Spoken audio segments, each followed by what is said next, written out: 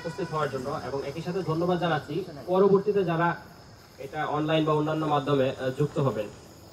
তো আজকের যে বিষয় সেটা হচ্ছে বিশ্ববিদ্যালয় কি জিনিস। এখানে জিনিসটা যদিও বিশ্ববিদ্যালয়কে আমরা এই টাইটেলে জিনিস হিসেবে উপস্থাপন মানে বলতেছি, কিন্তু আসলে এটা জিনিস নাকি কোনো ধারণা সেটা হয়তো বা আমাদের স্যার আলোচনার মাধ্যমে এটা পরিষ্কার করবেন। এবং বিশ্ববিদ্যালয় ধারণার বিষয়ে অনেক ধরনের মানে মতামত অথবা ভ্রান্ত কিছু ধারণাও প্রচলিত আছে, অথবা বলা যায় যে মত পথ মানে বিভিন্নভাবে এই জিনিসটাকে আসলে ডিফাইন করছে।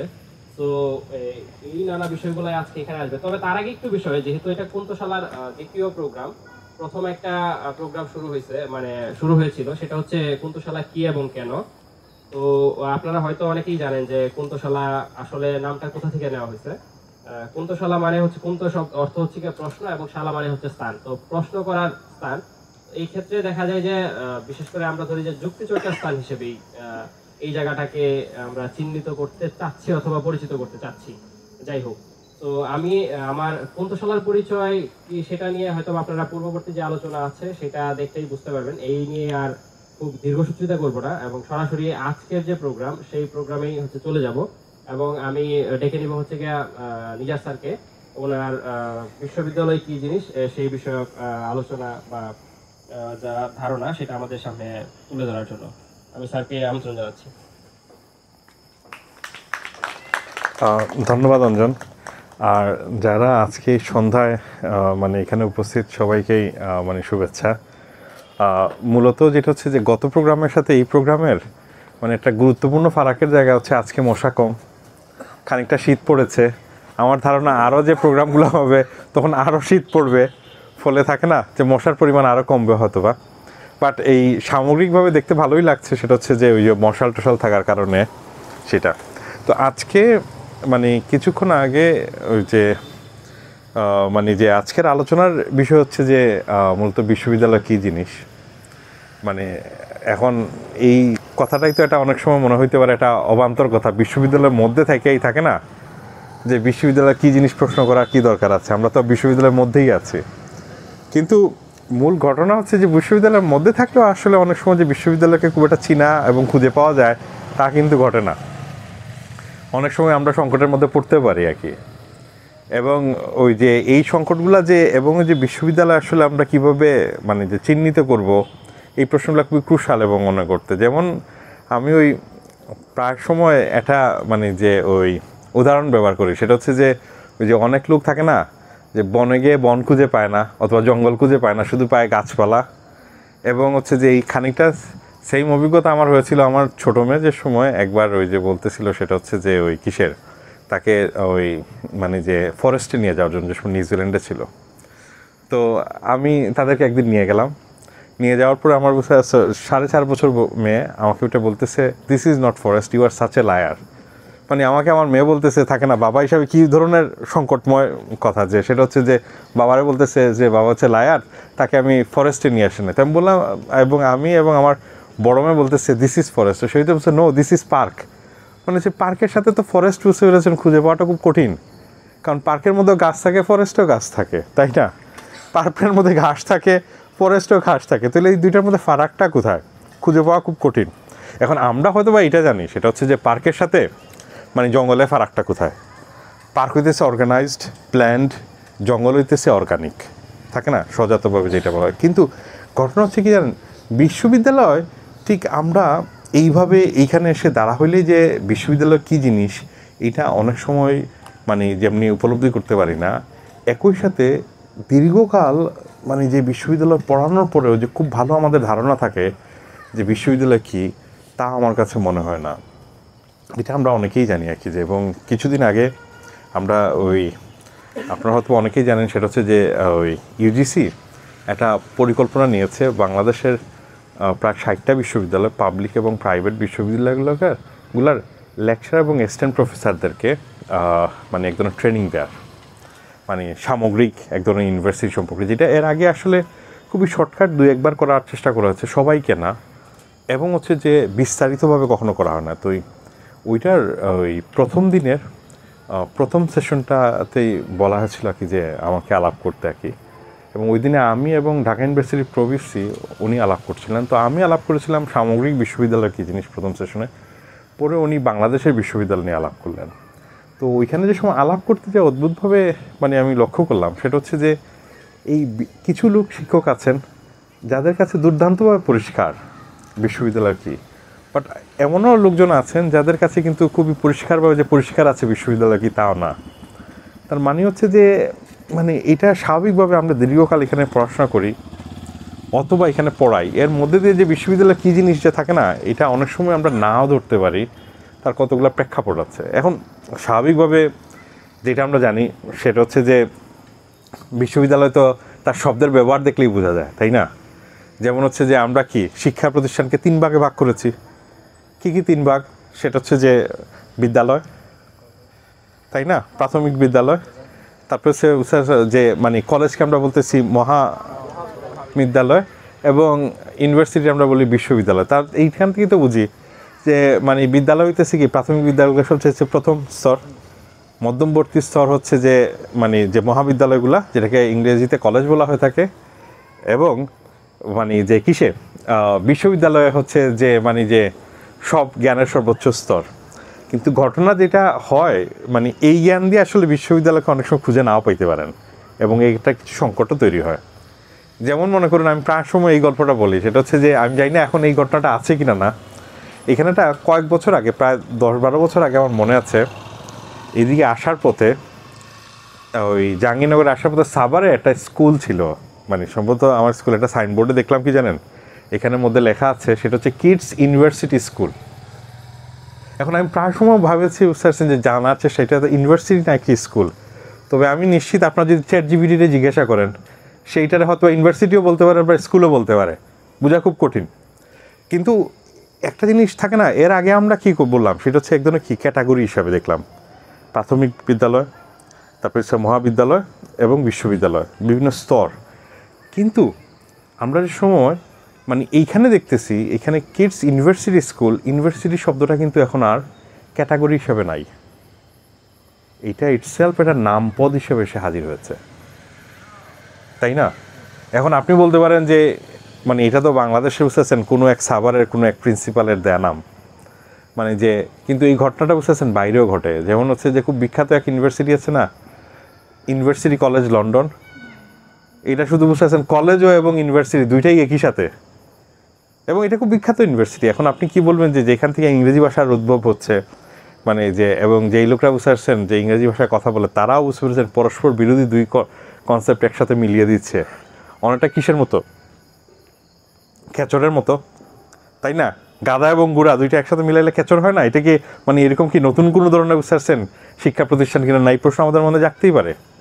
কিন্তু আদতে তো আমরা জানি সেটা হচ্ছে যে আসলে এটা এইভাবে না, কাজ করে না। মূলত ইউনিভার্সিটি হচ্ছে যে মানে যে যেমন মনে করুন মানে একটা প্রতিষ্ঠান হিসাবে আমরা দেখি। এখন খুব স্বাভাবিকভাবে যদি আপনি ধরেন যেসব প্রতিষ্ঠানে একটা মাত্র বিল্ডিং আছে, সাপোজ মনে করেন ব্র্যাক ইউনিভার্সিটি, তার যে বাড্ডা একটা ক্যাম্পাস আছে না, অথবা ইস্ট ওয়েস্ট ইউনিভার্সিটি তার একটা ক্যাম্পাস আছে, সেখানে আপনি গেলেই দেখতে পান বুঝেছেন এই ইউনিভার্সিটি এই প্রতিষ্ঠান নাকি। অন্যদিকে যেটা হচ্ছে যে অক্সফোর্ডের খুব বিখ্যাত এক মানে যে ওই ফিলসফার যার কথা আমি প্রায় সময় বলি, গিলবার্ট ট্রেইলের ওই গল্পটা, সেটা হচ্ছে যে অক্সফোর্ড ইউনিভার্সিটি বিখ্যাত ইউনিভার্সিটি, ফলে যে ঘটনাটা ঘটে থাকে সেটা হচ্ছে বিভিন্ন দেশ থেকে লোকজন বেড়াইতে যায়। এখন যেহেতু বেড়াইতে যায় যেসব জায়গায় টুরিস্ট এলাকা, আমরা সবাই জানি কী ঘটে, টুরিস্ট এলাকায় লোকজন বুঝতে পারছেন খুবই বিরক্ত থাকে বুঝতে পেরেছেন টুরিস্টদের উপরে। দেখলেন না কিছুদিন আগে স্পেনে কী হয়েছিল, সেটা হচ্ছে লোকালরা বুঝতে পারছেন রীতিমতো আন্দোলনের নামছে যাতে এখানে কি টুরিস্টটা কম আসে। এখন ওইসব এলাকায় যদি যায় বলেন ভাই মানে যে জিমনেশিয়াম কোন দিকে, লাইব্রেরি কোন দিকে, অক্সফোর্ড ইউনিভার্সিটি, রীতিমতো লোকজন পিটাইতে আসবে, বিরক্তির জ্বালায় থাকে না। এবং যেহেতু প্রত্যেক উইকেন্ডে এই ঘটনা ঘটে, তখন অক্সফোর্ড ইউনিভার্সিটি মানে কী করেছিল, একটা ট্যুর গাইড চালু করেছিল একবার। এই ট্যুর গাইডটা কী করতে বুঝতে পারছেন, অক্সফোর্ড ইউনিভার্সিটির বিভিন্ন ফ্যাকাল্টিগুলো আছে না, যেমন হচ্ছে যে সায়েন্স ফ্যাকাল্টি, ফিজিক্স ফ্যাকাল্টি, অথবা ধরুন বায়োকেমিস্ট্রি ফ্যাকাল্টি, তারপর হচ্ছে যে ধরুন সোশ্যাল সায়েন্স এবং হিউম্যানিটিস, এগুলো বিভিন্ন ফ্যাকাল্টিগুলো বুঝতে পেরেছেন ঘুরায় দেখাইতো। তারপর সাথে জিমনেশিয়াম, তাদের লাইব্রেরি আছে, মিউজিয়াম আছে, তারপর হচ্ছে বোটানিক্যাল গার্ডেন আছে, এগুলো সব থাকে না। এবং বিভিন্ন কলেজগুলো ঘোরানোর পরে একবারে রেজিস্টার ভবন, এগুলো সব দেখানোর পরে একবার শেষে যে সময় আসতো তখন অনেকেই তাকে প্রশ্ন করতো কি জানেন, সেটা হচ্ছে যে অক্সফোর্ড বিশ্ববিদ্যালয়টা কই। তার মানে তারা ভাবে থাকে না অক্সফোর্ড ইউনিভার্সিটি ব্র্যাক ইউনিভার্সিটির মতো কোনো একটা বিল্ডিং যেখানে এটা হয়তো বা আছে আর কি যেটা। তো আমি দীর্ঘকাল ভাবছি বুঝতে পারছেন এইসব ঘটনাটা ইংল্যান্ডে ঘটে, বাংলাদেশে ঘটে না। কিন্তু আমার এক সহকর্মী, আপনারা হয়তো বা চিনবেন, শিক্ষকের নামই না বললাম, থাকে না, উনি এক ভর্তি ইচ্ছুক স্টুডেন্ট, আগে থাকে না, এখন তো লোকজন অনলাইনেই ফিল আপ করে ফেলে, ওই ছেলে ভর্তির ফর্ম নিবে অথবা ভর্তি ইচ্ছুক, সে কী করেছে, সে জাহাঙ্গীরনগরে আসছে, আইসা সোশ্যাল সায়েন্স ভবনটা আছে না এখানে, সোশ্যাল সায়েন্স ভবনের মধ্যে ঢুকেছে। সোশ্যাল সায়েন্স ভবনের মধ্যে ঢোকার পরে যেই ঘটনা হয়েছে কি জানেন, ওইখানে এক শিক্ষককে জিজ্ঞাসা করতেছে জাহাঙ্গীরনগর বিশ্ববিদ্যালয়টা কই। এখন ওই শিক্ষক বললেন যে তুমি তো জাহাঙ্গীরনগর বিশ্ববিদ্যালয়ের মধ্যেই আছো। কিন্তু তখন ওই ছেলে আবার বললো না আমি জাহাঙ্গীরনগর বিশ্ববিদ্যালয়ে যেতে চাই আর কি, যে এক্স্যাক্টলি। তো তখন উনি বললেন যে যেখানে নাম লেখা সেখানে যেতে চাও। তো সে বললো হ্যাঁ।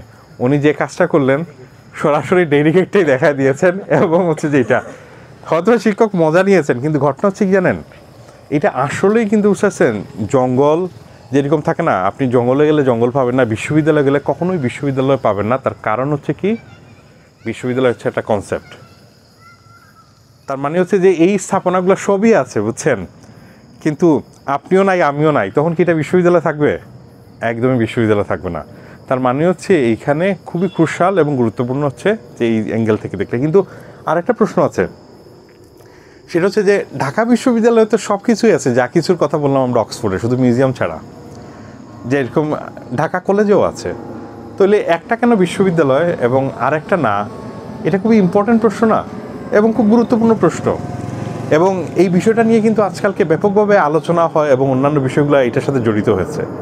পাশাপাশি বাংলাদেশে আরও কিছু আলাপ এসে যুক্ত হয়েছে, সেটা হচ্ছে যে বিশ্ববিদ্যালয় জিনিসটা মানে কোথায় থেকে আসছে।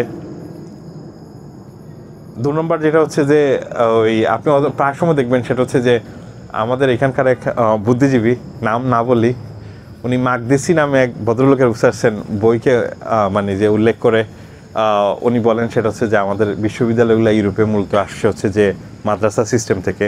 আপনারা হয়তো অনেকেই শুনেছেন এই আলাপগুলো। 2 নম্বর যেটা হয়েছে যে ওই খুব স্বাভাবিকভাবে একটা প্রশ্ন আসে, তাহলে মাদ্রাসা সিস্টেম কোথায় থেকে আসছে, আদৌ কি বিশ্ববিদ্যালয়ের সাথে এটা সম্পর্ক আছে কিনা না, এটা একটা প্রশ্ন। 2 নম্বর যেটা হয়েছে যে বিশ্ববিদ্যালয় আসলে কত ধরনের হয়ে থাকে, প্রথম কোথায় উদ্ভব হচ্ছে, অথবা বিশ্ববিদ্যালয় শব্দটা কোথায় থেকে আসতেছে, থাকে না, এই প্রশ্নগুলো কি খুবই ওতপ্রোতভাবে সম্পর্কিত এটা। অন্যদিকে যেই প্রশ্নগুলো খুবই ইম্পর্টেন্ট, যেটা হচ্ছে যে ধরেন আমাদের এই বিশ্ববিদ্যালয়ের এই দুরবস্থা কেন। তো আমি যেভাবে আলাপটা আঁকি আজকে মানে যে গুছাবো আঁকি, এই বিষয়টিতে আমি দীর্ঘকাল বিভিন্ন জায়গায় বিভিন্নভাবে আলাপ করছি। তো মানে প্রচুর আলাপগুলো প্রায় সব জায়গায় অ্যাভেলেবল, বইও আছে। এটা আমি কয়েকটা ক্রুশাল প্রশ্ন নিয়েই যেটা আলাপ করি, সেটা হচ্ছে কি, বিশ্ববিদ্যালয় শব্দটা কোত্থেকে আসা, বিভিন্ন ধরনের বিশ্ববিদ্যালয়, ইভেন এটা অনেক শিক্ষকরা অথবা পলিসি নির্ধারণ যারা করেন ওনাদের কাছেও পরিষ্কার না বিশ্ববিদ্যালয় যে বিভিন্ন ধরনের হয়, এটা খুবই গুরুত্বপূর্ণ। তারপর হচ্ছে যে কোন ধরনের বিশ্ববিদ্যালয়, কী ধরনের সংকট, আমাদের এখানে কী ধরনের বিশ্ববিদ্যালয় আছে, এবং পাশাপাশি যেটা হচ্ছে যে আমাদের এইখানের বিশ্ববিদ্যালয়ের দুরবস্থা কেন। খুব মৌলিক প্রশ্ন এবং অবভিয়াস প্রশ্ন। এখন আমরা সবাই জানি, বুঝতে পারছেন, বিশ্ববিদ্যালয় শব্দটা শোনার সাথে সাথেই আমরা বুঝতে পারি কি যে এটা একটা নির্মিত শব্দ। কারণ আমাদের এখানকার মানে যে মানে শিক্ষা প্রতিষ্ঠানকে হয় আপনি বিহার বলেন, মহাবিহার বলেন, অথবা হচ্ছে চতুষ্পাঠী বলেন। বিদ্যালয় শব্দটা রীতিমতো একটু কিছু পরবর্তী সময়কার শব্দ। 2 নম্বর হচ্ছে বিদ্যালয়ের সাথে বুঝতে থাকে না, প্রাথমিক যুক্ত করা, মহাবিদ্যালয় অথবা বিশ্ববিদ্যালয়, এটা তো খুব শুনলেই বোঝা যায়, বুঝতে পেরেছেন, খুবই কেয়ারফুলি আর্টিকুলেটেড একটা কনসেপচুয়ালি এটা সাজানো হয়েছে। কিন্তু ইউনিভার্সিটি, কলেজ এবং হচ্ছে স্কুল, এই তিনটার সাথে কিন্তু এরকম সম্পর্ক দেখবেন না ইমিডিয়েটলি, থাকে না। কলেজ শব্দটা একদিক থেকে আসতেছে, স্কুল আসতেছে আরেক জায়গা থেকে, বিশ্ববিদ্যালয় শব্দটা আসতেছে অন্য জায়গা থেকে।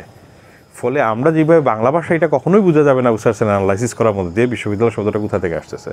তাহলে বিশ্ববিদ্যালয় কোথা থেকে আসতেছে, এটা আমরা রবীন্দ্রনাথের বুঝতে পারছেন যে বিশ্ববিদ্যালয়ের রূপ, এটা এই আলোচনায় তো আমরা পাই। সেটা হচ্ছে উনি বলতেছেন বিশ্ববিদ্যালয় শব্দটা আসলে মানে এটা একটা নির্মিত শব্দ, এবং 19th সেঞ্চুরির মধ্যভাগে এই শব্দটা নির্মাণ করা হয়েছে বাংলা ভাষায়। তাহলে এটা কোথা থেকে এসেছে, উনি বলেছেন ইংরেজি শব্দ ইউনিভার্সিটি থেকে আসছে। সেটা অবভিয়াসলি, কারণ তার কারণ আমাদের কাছে খুব স্পষ্ট।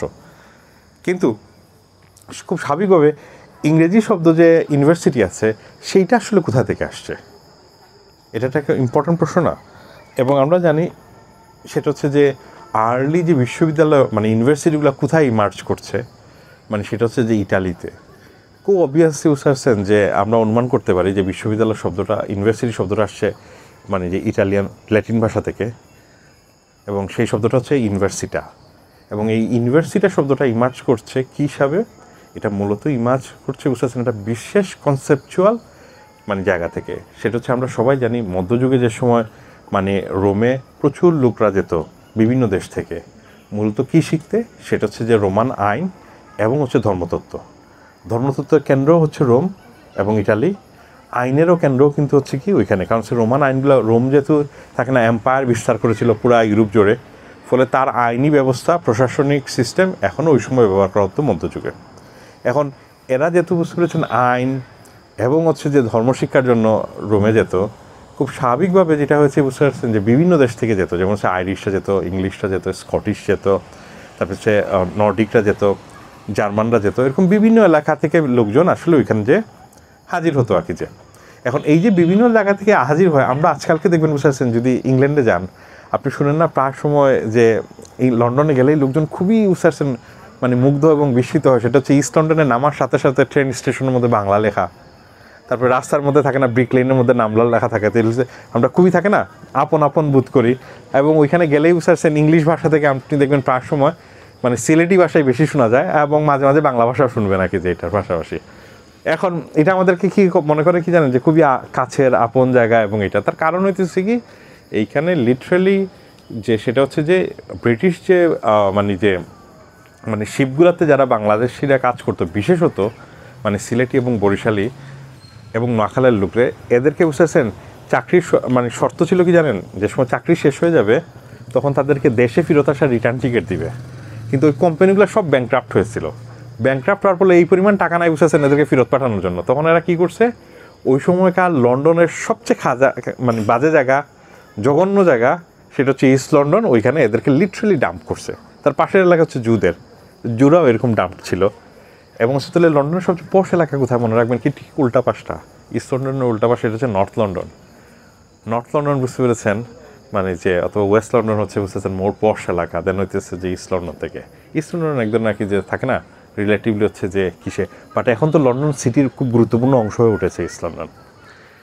তো সেই জায়গা থেকে যেটা হয়েছে কি জানেন, ঠিক এক্স্যাক্টলি কীভাবে যে এই যে গিল্ট হয়ে থাকা, একসাথে থাকে না, মানে আপনার সাউথ হলের দিকে গেলে আপনি দেখবেন প্রচুর পাঞ্জাবিদের পাবেন, মানে যে লন্ডনে গেলে একসাথে থাকার যে প্রবণতা, এই একসাথে থাকার যে প্রবণতা ওই সময় ছিল।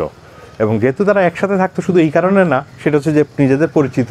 আরেকটা গুরুত্বপূর্ণ কারণ ছিল কি জানেন, ইউরোপে ওই সময় গোত্রশাস্ত্রীর ব্যবস্থা ছিল। মানে গোত্রের যদি কেউ একজন অপরাধ করে, তাকে না আজকালকে আপনি অনেক সময় দেখবেন যে অন্য কেউ ধৈর্যাই না বুঝতেছেন আটকায় রেখে দেওয়া থাকে না, ঠিক এক্স্যাক্টলি এই গোত্রশাস্ত্রীর ব্যবস্থা ছিল ওই সময় ইউরোপে। ফলে কোনো এক গোত্রের একজন অপরাধ করে, কোনো এক গোত্রের কারোর কাছে টাকা পাইলে বুঝতে পেরেছেন পুরো গোত্রের যারে পাবে তাকে আটকে রেখে দেওয়ার একটা প্রবণতা ছিল।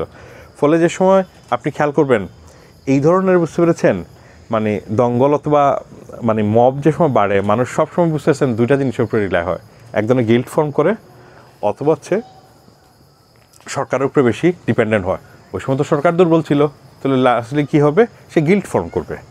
একসাথে থাকার যে বিষয়টা, এই যে একসাথে থাকার যে প্রবণতা এবং একসাথে, এই কারণে বুঝতে পারছেন বিভিন্ন জাতিগোষ্ঠী যেমন স্কটিশ, আইরিশ, ইংলিশ অথবা ফ্রেঞ্চ, এরা একসাথে থাকতো, এদেরকে মূলত বলা হতো কি, সেটা হচ্ছে যে ওই কিসের মানে যে নেশন।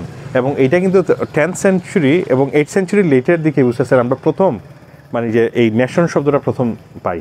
এবং আজকালকে মনে হয় যে ন্যাশনালিজম বলে আধুনিক স্টেটের যে ধারণাটা আছে না, এটা কিন্তু খুব অতপ্রতভাবে ওই সময় থেকে ইমার্জ করছে গ্র্যাজুয়ালি।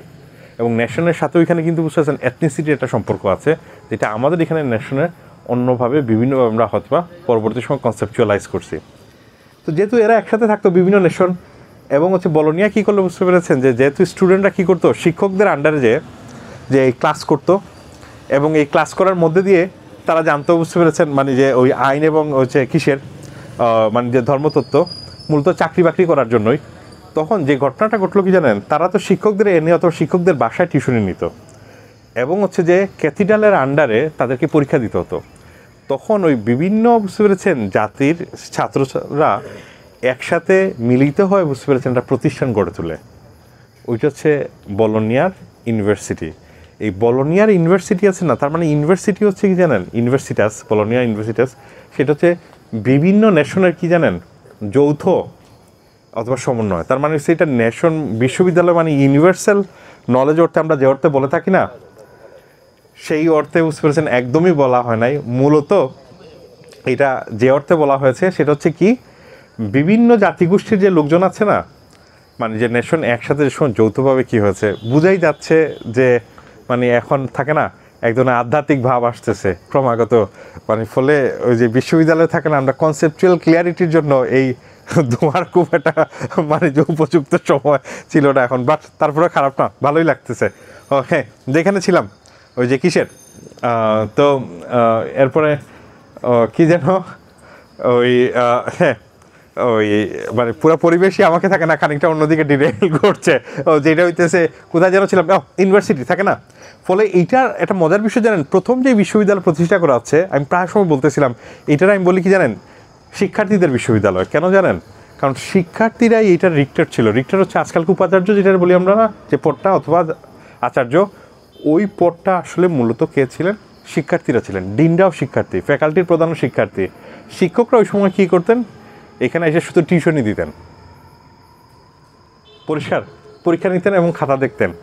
এখন যেহেতু ক্যাথিড্রালের আন্ডারে বসেছেন, পরীক্ষা দিলে যে সংকটটা হয় কি জানেন, মানে মানে যে ক্যাথিড্রাল অথবা কি যে যাজকদের বসেছেন প্রভাব থাকে, ফলে এরা এক ধরনের সার্টিফিকেট প্রদান করা এক ধরনের অধিকার চাইল, এবং সেইখান থেকেই জন্ম হয়েছিল কি জানেন, মানে বলোনিয়ার বিশ্ববিদ্যালয়।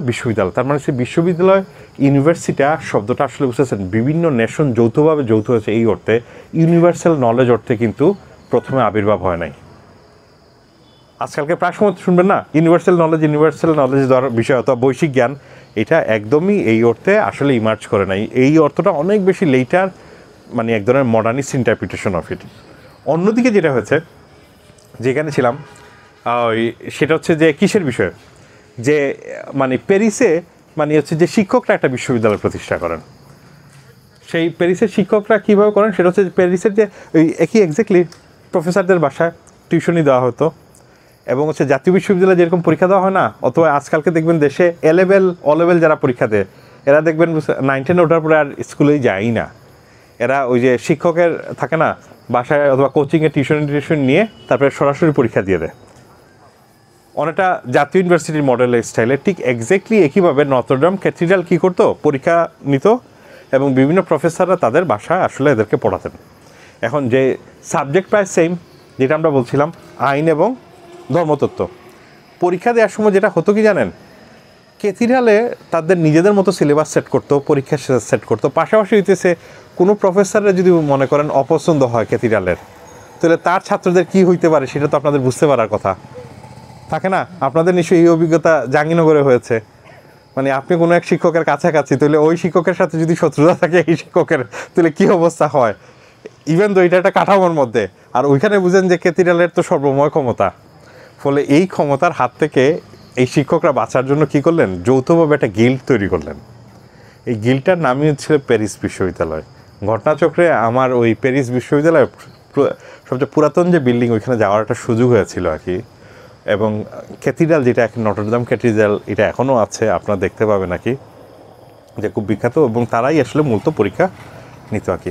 যার ফলশ্রুতি কী জানো, যে একটা ইউনিভার্সিটি একদিকে হচ্ছে কি ছাত্রদের বিশ্ববিদ্যালয়, আর একটা হচ্ছে কি শিক্ষকদের বিশ্ববিদ্যালয়। কিন্তু মজার বিষয় হচ্ছে কি জানেন, খুবই স্বাভাবিকভাবে ছাত্রদের বিশ্ববিদ্যালয়ের মূল উদ্দেশ্য কী থাকবে যদি আপনি জিজ্ঞাসা করেন, আজকালকে যে উদ্দেশ্য সেটা হচ্ছে কি জানেন, দ্রুত সার্টিফিকেট পাওয়া, ওই জ্ঞানটাই অর্জন করতে চাই যেটা কাজে আসবে, থাকে না? আর ওই সময় কাজে আসা মানে কি হয়, আপনি ধর্মের যাজক হবেন অথবা হইতেছে কোথাও কেরানির কাজ করবেন, কোনো এক বুঝেছেন রাজার অফিসে কোর্টে হইতে পারে, অথবা হচ্ছে কোনো এক জমিদারের কোর্টে হতে পারে। ফলে শিক্ষার্থীরা যে সময় যে বিশ্ববিদ্যালয় প্রতিষ্ঠা করবে বুঝেছেন, সেইখানে প্রায়োগিক বিষয় খুবই গুরুত্ব পাবে, এটাই স্বাভাবিক। কিন্তু প্যারিস বিশ্ববিদ্যালয় কি জানেন, ঠিক উল্টাটা। সেটা হচ্ছে যে খানিকটা বুঝেছেন বিকাশধর্মী চরিত্র ছিল, যে শিক্ষকরা মনে করে না এইসব জিনিস জানা দরকার এদের, তা না হইলে হবে না। ফলে এই দুই মডেলটাই বুঝতে পেরেছেন খানিকটা ডিফারেন্ট এবং দুই জায়গা থেকে ইমার্জ করছে। এরপর আমরা জানি সেটা হচ্ছে যে অক্সফোর্ড ইউনিভার্সিটির প্রতিষ্ঠা হয়। অক্সফোর্ডের পরে বুঝতে পেরেছেন যে ক্যামব্রিজ প্রতিষ্ঠা এবং এটা। এখন প্রশ্ন হচ্ছে কি জানেন, যে এই যে ইউনিভার্সিটিগুলো দেখি, এই ইউনিভার্সিটি তো একটারও না, মানে যে প্যারিস বিশ্ববিদ্যালয় না বুঝতে পেরেছেন বলোনিয়ার ইউনিভার্সিটি, এর দুইটারই নিজস্ব স্থাপনা, লাইব্রেরি, এগুলো তো কোনো কিছু ছিল না। প্যারিস ইউনিভার্সিটিতেও ছিল না নিজস্ব স্থাপনা, কিছুও ছিল না। এবং এটা বুঝতে পারছেন অনেকটা গিল্টের সাথে, মানে প্রতিষ্ঠান নিজেই থাকে না, অটোনোমাস কোনো কনসেপ্ট এখানে নাই, যেটাকে আমরা স্বায়ত্তশাসন বলে থাকি। এটা একটা প্রথম এবং গুরুত্বপূর্ণ সমস্যা। 2 নম্বর যেটা হচ্ছে যে আজকালকে যে প্রমিনেন্ট থাকে, ডমিনেন্ট যে বিশ্ববিদ্যালয়গুলো আমরা দেখে থাকি, এই প্রমিনেন্ট এবং ডমিনেন্ট বিশ্ববিদ্যালয় বুঝতেছেন যে আর্কিটেকচার কাঠামোগুলো, এটার সাথে এগুলোর খুব একটা মিল পাওয়া যায় না। ফলে খুব স্বাভাবিকভাবেই অনেকের মধ্যে একটা প্রশ্ন জেগেছে, সেটা হচ্ছে যে এই ইউনিভার্সিটিগুলো আসলে মানে এখনকার যে ইউনিভার্সিটি আমরা যে অর্থে বুঝি, এর সাথে কোনো ফারাকের জায়গা আছে কিনা না। তবে এখানে একটা গুরুত্বপূর্ণ বিষয় বলে রাখি, যে অক্সফোর্ড ও ক্যামব্রিজ এরকম চার্চ থেকে আসা বিশ্ববিদ্যালয় না। তো আপনি তো সবাই জানেন বিশ্ববিদ্যালয়টা গুরুত্বপূর্ণ জায়গা হচ্ছে কি জানেন, সেটা হচ্ছে যে মানে আইনিভাবে এটাকে ঘোষণা করতে হয় এটা যে বিশ্ববিদ্যালয়। তবে আইনের বিষয়ে আপনাদের একটু বলে রাখি, যেটা হচ্ছে বাংলাদেশের ম্যাক্সিমাম লোক এই আইনের শব্দগুলোর সাথে একটু পরিচিত না। যেমন বাংলাদেশে আইনের ড্রাফট, আইনের বিল এবং আইনের অর্ডিন্যান্স অথবা অ্যাক্ট, এগুলোর মধ্যে কিন্তু ফারাকের জায়গা আছে। আমি খুব ব্রিফলি একটু বলে রাখি। ড্রাফট হচ্ছে মানে কি, যে সময় কোনো একটা বিল বুঝতে পারছেন পার্লামেন্টে যাওয়ার আগে যে সময় কী করা হয়, মানে একটা প্রস্তাবনা আসে, এটা তখন কি থাকে, এটা ড্রাফট নামে থাকে। যেমনি পার্লামেন্টে বুঝতে পেরেছেন এটা মানে যে মানে যে মন্ত্রিপরিষদ যে কিসে যাবে, এমপিদের সামনে যাবে, তখন এটা কী আকারে যাচ্ছে, বিল আকারে যাচ্ছে। এই বিলটা বুঝতে পারছেন পার্লামেন্ট থেকে পাশ হওয়ার পরে যে সময় রাষ্ট্রপতির কাছে যায়, যে সময় বুঝতে পারছেন এটা পাশ হয়ে যায়, তখন এটা হয় কি অ্যাক্ট। পরিষ্কার, এটা কিন্তু একই জিনিস 3 স্তরে, তার 3 নাম কিন্তু। প্রায় সময় অনেকে খুব দ্রুত কনফিউজড হয়ে যায় কিন্তু কোনটা কি। এবং আপনি যদি একটু থাকেন না স্মার্ট টার্ট হন, এইসব বিষয়ে পলিসি নিয়ে আলাপ করতে হয়, এইসব বিষয় নিয়ে আপনারা বুঝতেছেন জানাশোনা খুবই গুরুত্বপূর্ণ।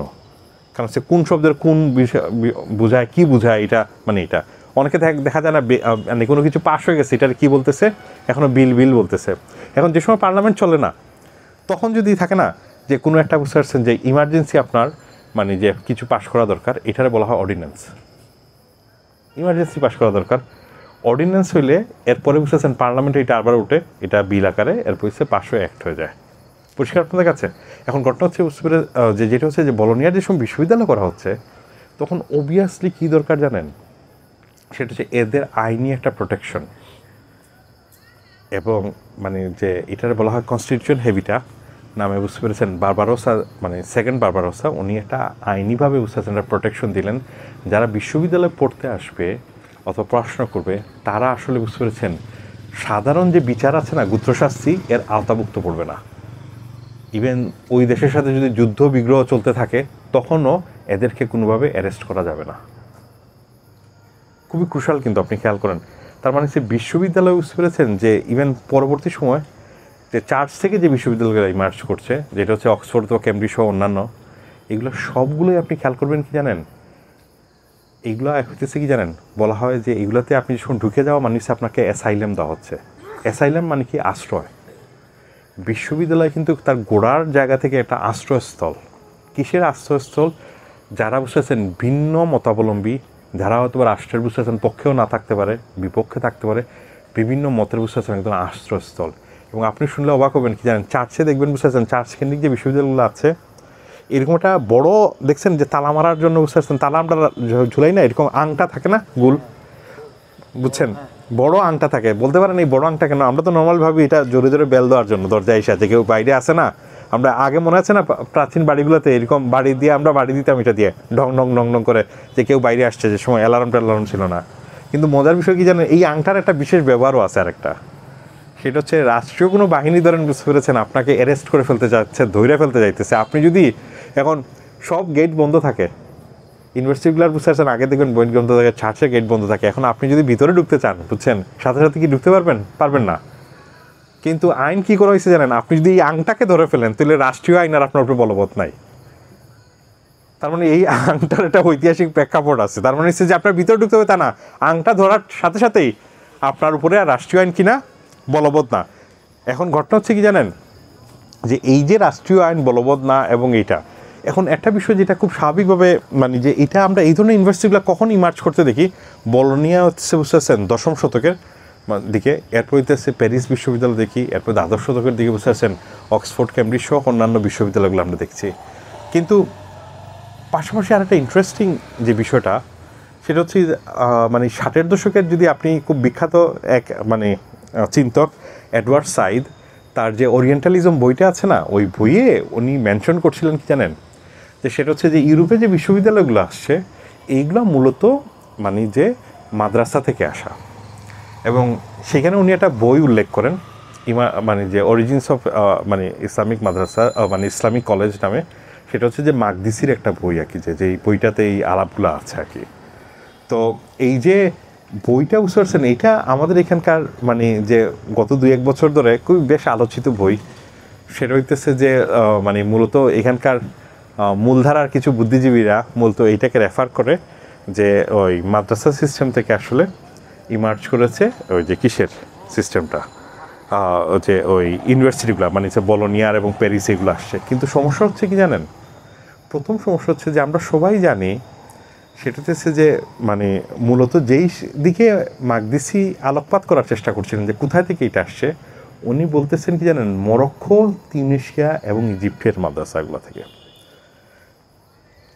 মরক্কোতে বুঝতে পেরেছেন বেশ মানে প্রাচীন এক মাদ্রাসা আছে, মানে যে সে মানে যে ভালো মানে সেটা হচ্ছে মূলত বলা হয় থেকে 8ম শতকের দিকে, সেগুলো থেকে। এখন সমস্যাটা কি দেখেন, আপনি খেয়াল করেন ম্যাপ যদি দেখেন আপনি, তাহলে ইউরোপে বিশ্ববিদ্যালয় প্রথম কোথায় প্রতিষ্ঠা হওয়ার কথা, মরক্কো থেকে উঠছেন মানে যে মানে উমাইয়ারা। আপনারা তো জানেন মনে হয় উমাইয়া এবং আব্বাসি সম্পর্কে একটু কুইকলি বলে রাখি। সেটা হচ্ছে যে উমাইয়ারা মূলত মানে বাগদাদ কেন্দ্রিক শাসন করতেন 7-8 সেঞ্চুরি। সেই সময় আব্বাসিরা যে সময় এইসবটা দখল করে, তখন উমাইয়ারা আস্তে আস্তে ইজিপ্ট হয়ে তিউনিসিয়া মরক্কোর দিকে যান। এবং হচ্ছে যে ওই মানে এই উমাইয়া ওই দিক থেকে হয়ে বুঝতেছেন স্পেনে ঢুকেন। স্পেন থেকে কিন্তু খুব উল্টা পাশেই, কিন্তু মরক্কোর উল্টা পাশেই কোথায়, স্পেন।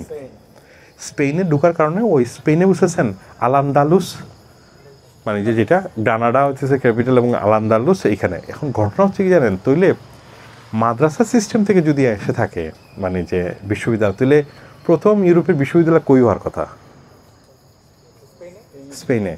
কিন্তু সেটা কিন্তু হচ্ছে না, হচ্ছে কোথায়, এখান থেকে বেশ দূরে, বুঝতে পেরেছেন, ইটালিতে। আরও দূরে হচ্ছে কি, ফ্রান্সে। ফলে ইট ডাজেন্ট রিয়েলি ফিট। 2 নম্বর হচ্ছে মানে আল হাজারি অথবা আল খায়াম যে প্রতিষ্ঠানগুলোর কথা বলা হচ্ছে ফাতেমিদদের করা, দুটোটাই ফাতেমিদদের করা। এই ফাতেমিদদের বুঝতে পেরেছেন যে 2 প্রতিষ্ঠানের কথা বলা হচ্ছে, এই 2 প্রতিষ্ঠান ওই সময় বুঝতে পেরেছেন কখন এটা মাদ্রাসায় পরিণত হইল, এটা একটা প্রশ্ন। প্রথমে এগুলো মসজিদ ছিল, আমরা সবাই জানি। 2 নম্বর প্রশ্ন হচ্ছে মাদ্রাসা শব্দ কবে প্রথম অ্যাপিয়ার হলো, এটা আরেকটা খুব ক্রুশাল প্রশ্ন। এবং পাশাপাশি যেটা হচ্ছে যে মাদ্রাসা কোথায় প্রথম অ্যাপিয়ার হয়েছে, এগুলো খুব ইম্পর্টেন্ট প্রশ্ন না আপনি এই স্টোরিটা বোঝার জন্য। কারণ মাকদিসি যেদিকে লিঙ্কটা দেখাচ্ছেন, আসলে এই লিঙ্কটা খুব একটা বুঝতে পেরেছেন সাবস্টেন্সিয়ালি স্টাবলিশ করা যায় না। তাহলে এই অবভিয়াসলি প্রথম মাদ্রাসা শব্দ কীভাবে বুঝতেছেন আরবি ভাষা আবির্ভাব হচ্ছে, সেটা হচ্ছে 10ম শতকের দিকে আরবিক হিস্টোরিয়ানরা এরা অনেক জায়গায় এটা মেনশন করেছেন, সেটা হচ্ছে যে মাদ্রাসা শব্দ প্রথম শোনা যায়। তাহলে মাদ্রাসা শব্দ প্রথম ব্যবহার এবং মাদ্রাসার প্রথম কোথা মানে প্রতিষ্ঠা হচ্ছে, এইটা কিন্তু সৌদি আরবেও হচ্ছে না, কুয়েতেও হইতেছে না, কাতারেও হচ্ছে না, ইজিপ্টেও হচ্ছে না, তিউনিসিয়া হচ্ছে না, মরক্কোতে হচ্ছে না। এটা হইতেছে কোথায় জানেন আপনি, ইরানে। এবং ইরানের কোথায় জানেন, ইস্টার্ন ইরান, মানে আফগানিস্তান এবং হচ্ছে পাকিস্তানের ধারে কাছে একটা জায়গা, সেটা হচ্ছে ইস্পাহান। এবং এই ইস্পাহান খুব বিখ্যাত শহর, আমরা সবাই জানি। সেটা হচ্ছে যে ইস্পাহানের মধ্যে বুঝতে পেরেছেন যে ঐতিহাসিকভাবে সাফাবিদদের মানে যে এবং শাইলুকদের বুঝতে পেরেছেন, এবং সাফাবিদ আর্ট এবং সাফাবিদ সভ্যতা সম্পর্কে আমরা অনেক কিছুই জানি। এখন ঘটনা হচ্ছে কি জানেন, এই সাফাবিদদের এখানেই বলতে শাইলুকদের সময় ইউজ হয়েছেন প্রথম মাদ্রাসা আসলে আমরা দেখি। এবং হচ্ছে মাদ্রাসা প্রিডোমিনেন্টলি এখানে বুঝতেছেন যে জিনিসগুলো পড়ানো হতো আর্লি ফেসে, আপনি দেখেন মানে জুরিসপ্রুডেন্স, সেই আলোকে বুঝতে পেরেছেন থিওলজিটা আসতো, এবং আরেকটা হচ্ছে মেডিসিন।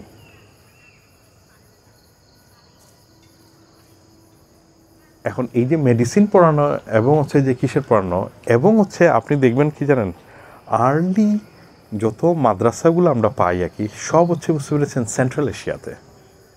আপনি ওয়েস্ট এশিয়াতে পাবেন না।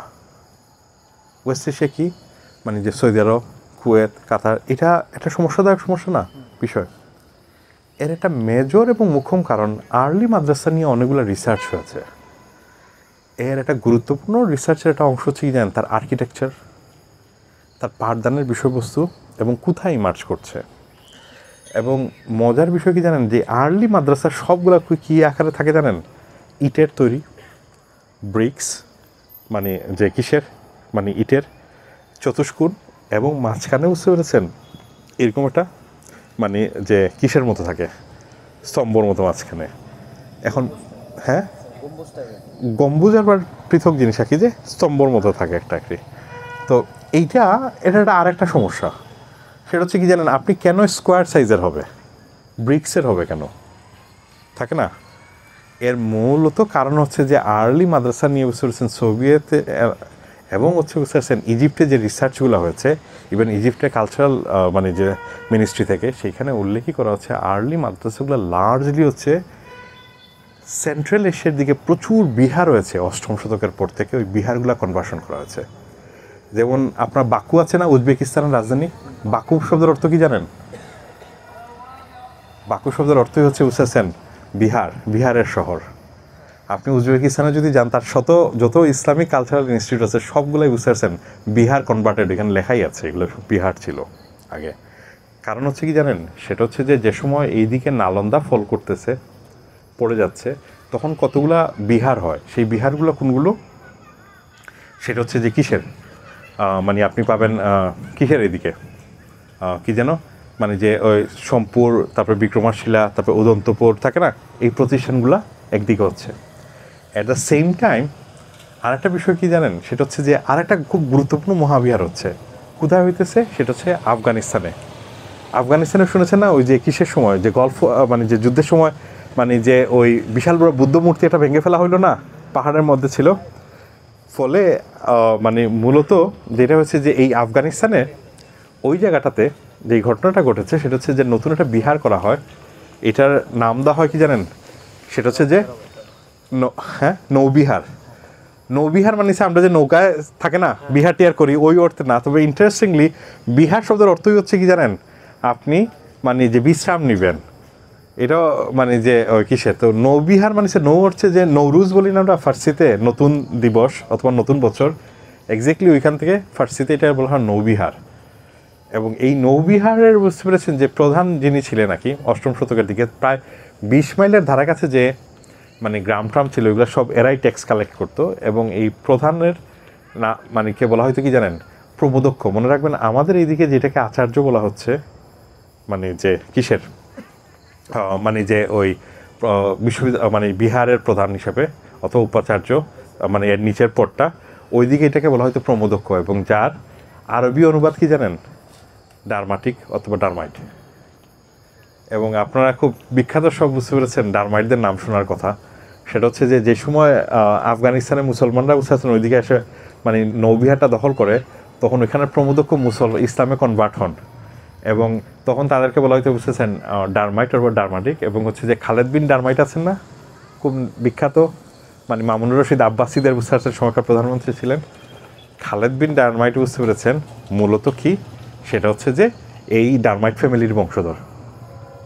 এবং এদের একটা গুরুত্বপূর্ণ ভূমিকা আছে কোথায়, মূলত সেটা হচ্ছে যে বাইতুল হিকমা প্রতিষ্ঠা করার ক্ষেত্রে।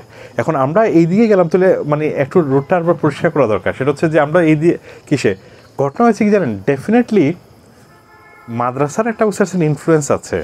সেটা হচ্ছে আসলে বলোনিয়ারা না, প্যারিস বিশ্ববিদ্যালয় না, ওই সময় আর একটা প্রতিষ্ঠান করা হয়েছিল প্যারিসের আউটস্কার্টে। সেটার নাম কি জানেন, কলেজ দি দুক্স। কলেজ দি দুক্স হচ্ছে এমন একটা মানে যে কিসের, মানে যে ওই প্রতিষ্ঠান যেখানে প্রথম জেরুজালাম থেকে মানে এক ব্যবসায়ী, ইংলিশ ব্যবসায়ী, উনি মানে যে মানে জেরুজালামের ক্রুসেডে আসছিলেন, ফিরে যে সময় যান প্যারিসে, ফিরে যাওয়ার পর ওনার সম্পদ প্রপার্টি সবই ছিল। এবং হচ্ছে যে কিসের পরে উনি কী করলেন, প্যারিসে আউটস্কার্টে মানে উপশহরের ধারে কাছে গিয়ে এরকম সাভারের জাহাঙ্গীরনগরের মতো জায়গায় একটা কলেজ প্রতিষ্ঠা করেছিলেন, যেটার নাম হচ্ছে কলেজ দি দুক্স। ওই কলেজটা দেখতে কিসের মতো জানেন, লাল ইটের তৈরি এবং হচ্ছে চারকোনা, ওইখানে লাইব্রেরিতে আছে। এবং উনি এককালীন একটা টাকা দেন, যে টাকা দিয়ে এই প্রতিষ্ঠানটা চলে। তার মানে সে প্রতিষ্ঠান যে স্বায়ত্তশাসিত প্রতিষ্ঠানের যে ধারণা আছে না, প্রতিষ্ঠান নিজেই কি নিজের ওনার, এই আইডিয়াটা না ছিল বুঝতেছেন বলোনিয়াতে, না ছিল হচ্ছে কোথায়, কিসের, প্যারিস ইউনিভার্সিটিতে। এটা মূলত কলেজ যে দুঃখ থেকে এইদিকে আসতেছে। এবং এরপরে আপনি দেখবেন কি জানেন, আর্লি যে এই বিশ্ববিদ্যালয়গুলো যেগুলো সে ইউরোপিয়ান এই ট্রেডিশন থেকে আসতেছে, এইগুলার বুঝতেছেন অনেকগুলো তৈরি হয়েছে কি লাইমস্টোন দিয়ে, সাদা ইট দিয়ে এইগুলো। কিন্তু আপনি ইংল্যান্ডে অথবা আমেরিকায় বুঝতেছেন এখন যদি যান দেখবেন বুঝতেছেন রাসেলিয়ান গ্রুপ অফ ইউনিভার্সিটি বা রিসার্চ ইউনিভার্সিটি, এদেরকে বলা হয় রাসেলিয়ান গ্রুপ অফ ইউনিভার্সিটি। এদের আরেকটা নামে ডাকা হয়, সেটা হচ্ছে কি জানেন, রেড ব্রিক ইউনিভার্সিটি। তো খুব স্বাভাবিকভাবে একটা প্রশ্ন বুঝতে পেরেছেন যে ইংল্যান্ড অথবা আমেরিকা ইউরোপে রেড ব্রিক হবে কেন ইউনিভার্সিটির, তাই না? কারণ হচ্ছে বুঝতেছেন ওইখানে তো রেড ব্রিক ব্যবহার করা হয় না, এটা লার্জলি ব্যবহার করা হয় কি, সেটা হচ্ছে যে সাদা স্টোনগুলো দীর্ঘমেয়াদী থাকার জন্য। এখানে এই রেড ব্রিকের কনসেপ্টটাই আসছে বুঝতেছেন কলেজ দি দুক্স থেকে। এবং আপনি জানেন এই কলেজ দি দুক্সের বুঝতেছেন আর্লি যেটা আমরা বলছিলাম সেটা হচ্ছে যে রেড ব্রিক দিয়ে বুঝতেছেন মূলত আর্লি মাদ্রাসাগুলো ছিল এবং হচ্ছে আরবিক হিস্টোরিয়ানদের মধ্যে পাওয়া যায়। এবং ওই আর্কিটেকচাররা আমি বললাম সেটা হচ্ছে যে মূলত মানে যে কিসের, মানে ওই কিসের আল হাজারি বিশ্ববিদ্যালয় এবং হচ্ছে যে যে মিশরের কালচারাল যে কিসের মিনিস্ট্রির যে রিসার্চে স্পষ্টত এবং হচ্ছে সোভিয়েত ইউনিয়নের রিসার্চে স্পষ্টত বলা হচ্ছে এগুলো বিহারেরই কি এক ধরনের কনভার্সন করা হচ্ছে মাদ্রাসাগুলো। তাহলে খুব স্বাভাবিক একটা প্রশ্ন আসে, তাহলে সৌদি আরবে প্রথম মাদ্রাসা কবে হয়েছে? সেটা হচ্ছে ধারণা করা হয় আর্কিওলজিক্যালি যেটা পাওয়া যায়, মদিনা ইউনিভার্সিটির বেশ কয়েকজন গবেষকরা এটা নিয়ে গবেষণা করেছিলেন। সেটা হচ্ছে ওনারা বলেন একাদশ দ্বাদশ শতকের দিকে, মানে কোয়াইট লেট। এবং এইটার মধ্যে বুঝতেছেন যেটা আর্কিওলজিক্যালি যেটা পাওয়া যায় এই দুটোটাই বুঝতেছেন 12 ভূঁইয়ারা আছেন না আমাদের এখানকার, এই 12 ভূঁইয়াদের বুঝতেছেন গিয়াসুদ্দিন শামসুদ্দার করা দুইটা ইউনিভার্সিটি যে মাদ্রাসা আছে, মক্কা এবং মদিনার মসজিদের ডান পাশে মানে যে দক্ষিণ পাশে দুটা করেছিলেন, এই দুইটা হচ্ছে ওনার অর্থায়নে করা। আর যেটা এখনও যে মাদ্রাসা এখনও বেঁচে আছে সেটা হচ্ছে সাইলাতুন্নেসা মাদ্রাসা, যেটা মূলত কলকাতায় বসবাসকারী টিপু সুলতানের নাতনির অর্থায়নে তৈরি করা একটা মাদ্রাসা, যেখান থেকে বুঝতে পেরেছেন যে 1950s আগে ম্যাক্সিমাম যে বুঝতে পেরেছেন যে ওই সৌদি আরবের যে মূলত যারা রাজা এবং রাজার ফ্যামিলির অনেকেই মানে এখানে পড়াশোনা করেছেন। সৌদি আরবের যে প্রতিষ্ঠানগুলো এখন আমরা দেখি মক্কা মদিনা, এগুলো সব হচ্ছে কিন্তু আধুনিক বিশ্ববিদ্যালয়, আমাদের মনে রাখা দরকার। এখন এই কেন একটু উল্লেখ করে রাখা দরকার সেটা হচ্ছে গিয়াসুদ্দিন শামসুদ্দা এটা কেন অর্থায়ন করেছিলেন, এটা একটা খুবই ইন্টারেস্টিং কারণ। যেটা হচ্ছে এখানকার 12 ভূঁইয়ারা যখনই মুঘল অথবা দিল্লির এগেনস্টে গেছেন না, তখনই দুই দিকে সম্পর্ক বিল্ড আপ করেছেন।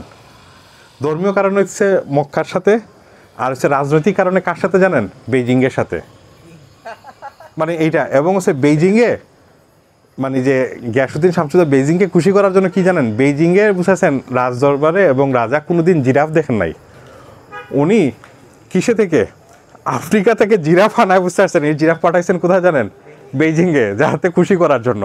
এটা একটা অদ্ভুত পলিটিক্স, মনে রাখবেন যেই ফরেন মানে পলিসি আমরা এখনও দেখি বাংলাদেশের, এটা এক্স্যাক্টলি সেম পলিসি এখন থেকে 1000 বছর আগেও ছিল, সেম ডাইমেনশন। মানে যে সময় দিল্লির এগেনস্টে যায় সব সময় বুঝতে পারছেন এই বাংলাদেশ বেইজিংয়ের সাথে সম্পর্ক গ্রহণ করে এবং সম্পর্ক তৈরি করে আর কি, যেটা। তো এটা খুবই গুরুত্বপূর্ণ আমাদের মাথায় রাখাকে। এখন আমরা আসি সেটা হচ্ছে বুঝতে পেরেছেন যে এই যে বিশ্ববিদ্যালয়গুলো, এই বিশ্ববিদ্যালয়গুলা মানে এগুলো হচ্ছে কি জানেন, হিস্টোরিক্যালি আমরা দেখলাম কীভাবে ট্রান্সফর্ম হয় এবং গঠন হয়েছে। বিশ্ববিদ্যালয়টা খুবই খুবই গুরুত্বপূর্ণ আইডিয়া হচ্ছে কি জানেন, সেটা হচ্ছে যে এই বিশ্ববিদ্যালয়গুলা কীভাবে এবং কত ধরনের বিশ্ববিদ্যালয় হতে পারে।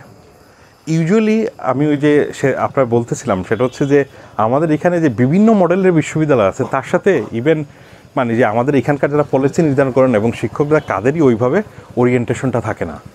বিশ্ববিদ্যালয় বড় দাগে এই মুহূর্তে বুঝতে পেরেছেন 4 ধরনের হতে পারে। একটা হচ্ছে টিচিং ইউনিভার্সিটি, একটা হচ্ছে রিসার্চ ইউনিভার্সিটি, একটা হচ্ছে সেন্ট লুইস ইউনিভার্সিটি, আর একটা হচ্ছে ডিকলোনিয়াল ইউনিভার্সিটি, যেটা হচ্ছে বিপরিবেশিত বিশ্ববিদ্যালয় বলে আমরা বলছি আর কি। এখন টিচিং ইউনিভার্সিটিটা কি? টিচিং ইউনিভার্সিটিটা মূলত হচ্ছে বুঝতে পারছেন আর্লি যে ইউনিভার্সিটিগুলোর ট্র্যাডিশনটা, এটি হচ্ছে টিচিং ইউনিভার্সিটি। তার মূল এবং প্রাইমারি লক্ষ্যটা হচ্ছে কি, মূলত পাঠদান করানো।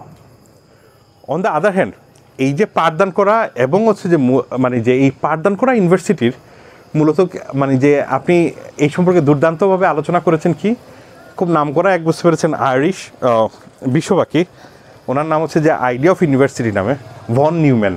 দেখতে পারেন ভন নিউম্যানের একটা বই আছে আইডিয়া অফ ইউনিভার্সিটি, খুব বিখ্যাত বই। ওইটা মূলত বুঝতে পারছেন এক ধরনের আমাদেরকে আন্ডারস্ট্যান্ডিং দিয়ে বুঝতে পারছেন যে এই যে পাঠদানকারী বিশ্ববিদ্যালয়গুলোর চরিত্রগুলো কী, পাঠদানকারী বিশ্ববিদ্যালয়, এটা হোক বোলোনিয়ার মডেল যেখানে হইতেছে কি জানেন মোর প্র্যাকটিক্যাল নলেজের উপর গুরুত্ব দেওয়া হয়, অথবা হোক বুঝতেছেন প্যারিসের মডেল যেখানে হইতেছে বুঝতেছেন বিকাশের দিকে গুরুত্ব দেওয়া হয়, কিন্তু উভয় ইউনিভার্সিটি বুঝতেছেন এক ধরনের বিকাশ শিক্ষা এখানে খুবই গুরুত্বপূর্ণ দেওয়া হয়। এখন আমাদের এখানে যেসব প্রথম বিশ্ববিদ্যালয় হচ্ছে, তাহলে এই কোন মডেলটা নেওয়া হচ্ছে, এটা একটা প্রশ্ন। 2 নম্বর হচ্ছে যে কেন নেওয়া হচ্ছে এবং কীভাবে নেওয়া হচ্ছে।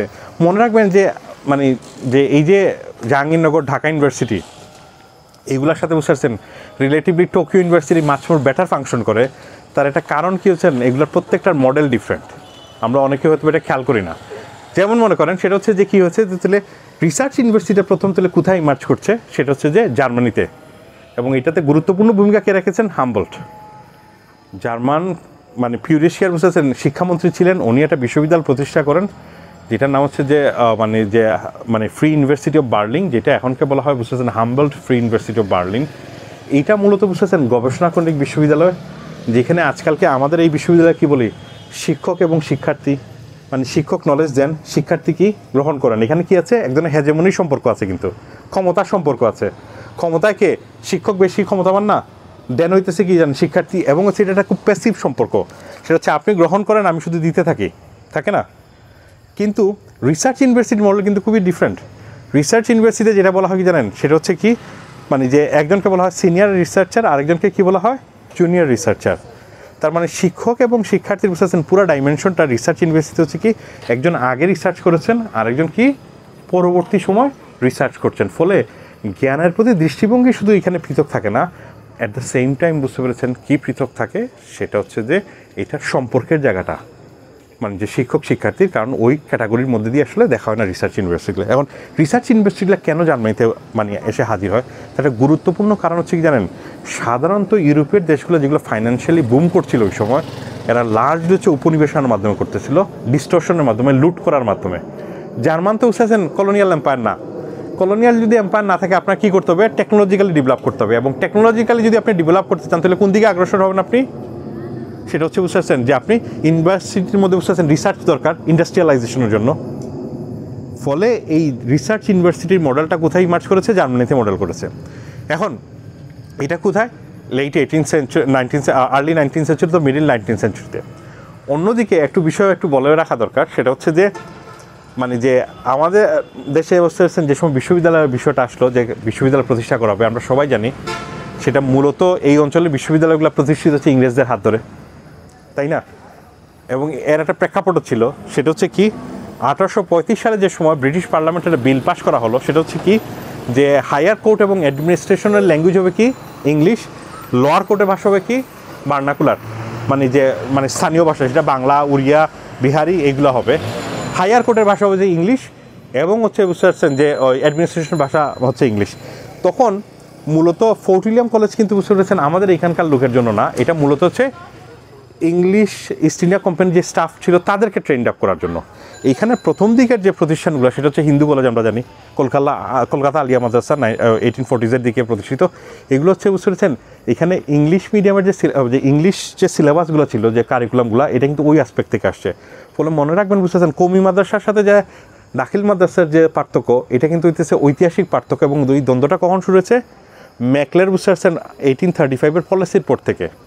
তখন মুসলিমদের যে অংশরা মূলত বুঝতে পেরেছেন মানে কলেজ মাদ্রাসা প্রতিষ্ঠা করছেন আলিয়া মাদ্রাসায়, এরা মূলত সিলেবাসটা গ্রহণ করছেন কোনটা, ব্রিটিশ সিলেবাসটা।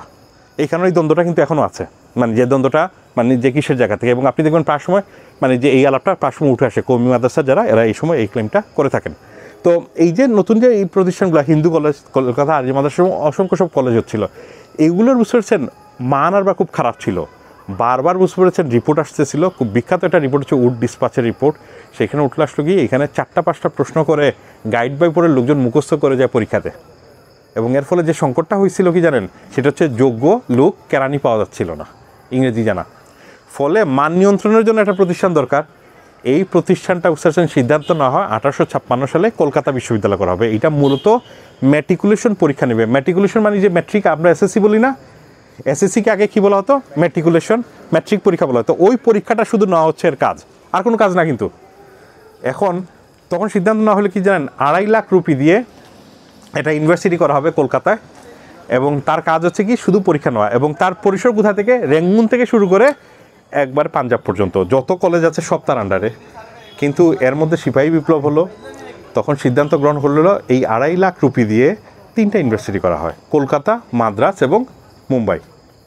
এই যে 3টা ইউনিভার্সিটি যে সময় করা হচ্ছে, এই 3টা ইউনিভার্সিটি করার কারণে যেটা হলো এই একই বাজেট কিন্তু কোনো বর্ধন করা হয় নাই। এই কোনো বিশ্ববিদ্যালয় কী করতো না, পাঠদান করতো না, কিন্তু পড়াইতো না, এরা শুধুমাত্র পরীক্ষা নিত। ফলে উইথিন বুঝেছেন 1800 মানে যে কিসের মানে যে ওই মানে 56-র দিকে যে সময় এই কলেজগুলো ইউনিভার্সিটিগুলো প্রতিষ্ঠা করা হচ্ছে, এরপরের 30-40 বছরের মধ্যে এখানে প্রায় 80-90 হাজার গ্র্যাজুয়েট বেরিয়েছে শুধু কলকাতা ইউনিভার্সিটি থেকে। এর মধ্যে কিছু লোক বুঝতে পেরেছেন খুব স্বাভাবিকভাবে, যেটা হচ্ছে যে ব্রিটিশ অ্যাডমিনিস্ট্রেশন চাকরি পাইছে। কিছু লোক হচ্ছে বুঝতে পারছেন মানে যে অবশ্যই চাকরি পাবে না, তার 3 ভাগের 1 অংশ চাকরি পাইছে আসলে ব্রিটিশ অ্যাডমিনিস্ট্রেশনে। বাকি যে 3 ভাগের 2 ভাগ, ওই সময় বুঝতে পারছেন বলা হয়তো কি জানেন, যার নাই কোনো গতি সে করে উকালতি অথবা হোমিওপ্যাথি, তাই না? মানে যে যার কোনো গতিটতি নাই সেও হয় উকালতি করবে অথবা কী করবে, হোমিওপ্যাথির ব্যবসা করবে, এবং এক্স্যাক্টলি তাই ঘটেছে। বাকি যে 2 অংশ আছে, একটা অংশ বুঝতেছেন 3 ভাগের 1 অংশ উকালতিতে ঢুকেছে, আর আরেকটা হচ্ছে হোমিওপ্যাথি ব্যবসায়। এর মধ্যে আরেকটা মজার ঘটনা আছে, এরপরেও কিছু বেকার ছিল, শিক্ষিত বেকার, এবং এরা বুঝতে পারছেন ওই সময় জাতীয়তাবাদী আন্দোলন গোড়াপত্তন হচ্ছে, ব্রিটিশদের বুঝতে পারছেন কলকাতা থেকে লোক শোনা দরকার, তখন তাদেরকে কই আশ্রয় দেওয়া হয় জানেন, ময়মনসিংহে খাস জমি দিয়ে এই শিক্ষিত বেকারদেরকে আশ্রয় দেওয়া এখানে। এই কারণে আপনি জানবেন ব্রিটিশ আমলে বুঝতে পেরেছেন ময়মনসিংহে, আমি জানি না অনেকে হাসাহাসি করতেছেন, ময়মনসিংহে হয়তো আপনাদের বাড়িটারি হয়ে থাকতে পারে যে, এবং ভাবতেছেন সেটা হচ্ছে যে এই ময়মনসিংহের শিক্ষিত লোকের পরিমাণ কোত্থেকে বেশি জানেন, সেটা হচ্ছে ব্রিটিশ আমলে তাদেরকে খাস জমি দিয়ে এখানে নিয়ে আসা হয়েছিল।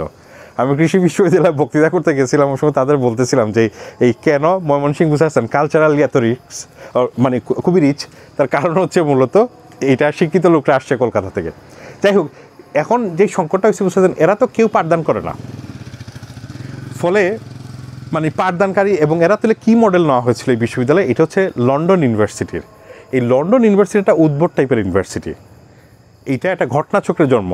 যে সময় আপনি অক্সফোর্ড অথবা কেমব্রিজে পড়বেন 18 অথবা 19 সেঞ্চুরিতে, আপনার কোনো না কোনো চার্চের মেম্বার হইতে হয়, প্রথম শর্ত ছিল। 2 নম্বর হইতেছে কি জানেন, আপনি গ্র্যাজুয়েশন হওয়ার পরে আপনি একটা অথ নেবেন, শপথ গ্রহণে আপনি কি বলবেন জানেন, সেটা হচ্ছে যে সম্রাট অথবা রাজা অথবা রানী যেই থাকুক না কেন, তার বিরুদ্ধে আপনি কোনো ধরনের বুঝতে পেরেছেন কথা বলতে পারবেন না। যদি কথা বলেন আপনার কি সার্টিফিকেট ক্যান্সেল করার পূর্ণাঙ্গ অধিকার আছে। এখন নতুন পুঁজিপতি বিকাশ হয়েছে উপনিবেশনের মধ্যে দিয়ে, তারা একটু স্বাধীনতা চায়, তারা তো রানী এবং রাজাকে বুঝতে সমালোচনা করতেই পারে, এবং অনেক কিছু তাদের স্বার্থের এগেনস্টেও যায়। এবং আমরা তো জানি সেই মেঘনা কাটার সময় থেকে বুঝতে পেরেছেন এই দ্বন্দ্বগুলো কিন্তু বিরাজমান। ফলে তখন বুঝতে পেরেছেন একটা বিল গেল, সেটা হচ্ছে কি হাউস অফ কমন থেকে বুঝতে পারছেন একটা বিল পাস হয়, সেটা হচ্ছে মানে অক্সফোর্ড এবং কেমব্রিজে এখন থেকে গ্র্যাজুয়েট হলে আপনাকে কোনো শপথ গ্রহণ করতে হবে না। বিলটা হাউস অফ কমন থেকে গেছে, কিন্তু হাউস অফ লর্ডে যে সময় যায় এই বিলটা খারিজ করে দেওয়া হয়। খারিজ করে দিয়ে বুঝতে পারছেন কী করা হয়, নতুন আরেকটা ইউনিভার্সিটির প্রস্তাব করা হয়েছে, সেই ইউনিভার্সিটি লন্ডন, যেটা কোনো প্রাইভেট হবে না, শুধুমাত্র পরীক্ষা নিবে, ম্যাট্রিকুলেশন পরীক্ষা। এক্স্যাক্টলি ওই মডেলটাকে বেস করে বুঝতে পারছেন করা হয়েছে এখানে কি কলকাতা, মাদ্রাজ এবং মুম্বাই বিশ্ববিদ্যালয়। এখন ঘটনা হচ্ছে এই বিশ্ববিদ্যালয় করা হচ্ছে কবে, 1856-57 সালের দিকে। মজার বিষয় হচ্ছে কি জানেন, 1852 দিক থেকে অলরেডি মানে এই প্রজেক্ট ফেল, ইউনিভার্সিটি অফ লন্ডনের প্রজেক্ট ফেল। ফলে কী করেছে, ইউনিভার্সিটি অফ লন্ডনও পাঠদানকারী প্রতিষ্ঠান হয়ে গেছে। অন্যদিকে বুঝেছেন কিন্তু ভারতবর্ষে এই থাকে না বস্তা মডেল, যেই মডেলটা অনুসরণ করা হচ্ছে এখন খুব স্বাভাবিকভাবে আপনারা জানেন, সেটা হচ্ছে বুঝতেছেন লর্ড কার্জন যে সময় ক্ষমতা আসলেন তখন বুঝতে পেরেছেন উনি খুবই জনপ্রিয়তা গেইন করার জন্য উনি যেটা ঘোষণা দিলেন যে নতুন কিছু বিশ্ববিদ্যালয় করবেন, এবং হচ্ছে যে প্রচুর সমালোচনা ছিল যে এখানকার শিক্ষা ব্যবস্থার অবস্থা খুবই খারাপ, এখানে সরকারি কিছু তহবিল থেকে খরচ করার কথা। মনে রাখবেন কি জানেন, 1856 সালে যে এককালীন যে 2.5 লাখ রুপি খরচ করা হয়েছে, এরপরে নট এ সিঙ্গেল পেনি খরচ করা হয় নাই। কিসের জন্য? এখানে শিক্ষা বিস্তারের জন্য। প্রায় সময় আমাদের বলা হয়ে থাকে কি ব্রিটিশ এখানে শিক্ষা বিস্তার করেছে। মনে রাখবেন ব্রিটিশরা যে সময় ছেড়ে গেছিল ওইখানে স্বাক্ষরের পরিমাণ ছিল মাত্র 3%। এখন আপনি মোরলেস জানেন যে অনেকে নিজের নামটা লিখতে পারে, এটা সংখ্যা বেশি, বাট মোরলেস বুঝাচ্ছেন এখন অনেক বেটার দেন ব্রিটিশ আমল থেকে।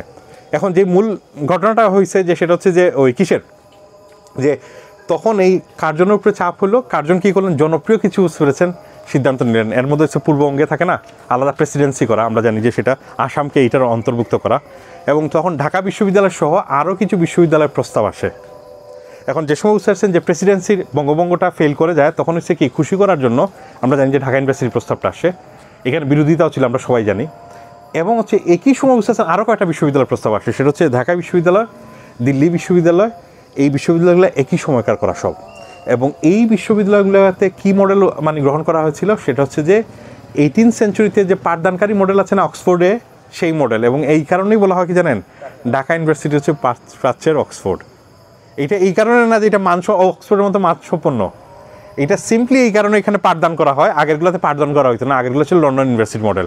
আর এটা শুধু ঢাকা ইউনিভার্সিটি না, এটা দিল্লি ইউনিভার্সিটিকে তো এটা সত্য, সেও কী করছে, পাঠদান করতেছে আর কি। বাট এখানে একটা ফুটনোট দিয়ে রাখি, প্রথমত 1896 সালের দিকে 86 সালের দিকে ওই যে কিসে পাঞ্জাব বিশ্ববিদ্যালয় একটা করা হয়, ওইখানে একটা কোর্সের বুঝেছেন 30,000 রুপি দিত। সেটা হচ্ছে শুধুমাত্র কিসের জন্য, মানে আইন পড়ানোর জন্য।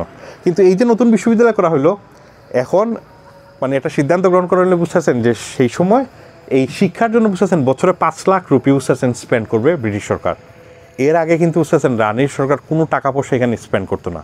এই যে 5 লাখ টাকা যদি বুঝতেছেন খরচ করা হবে, তাহলে এই 5 লাখ টাকা বুঝতেছেন খরচ যে করার জন্য কি আপনার একটা প্রতিষ্ঠান দরকার না, সেইটাই করা হলে বুঝতেছেন মঞ্জুরি কমিশন।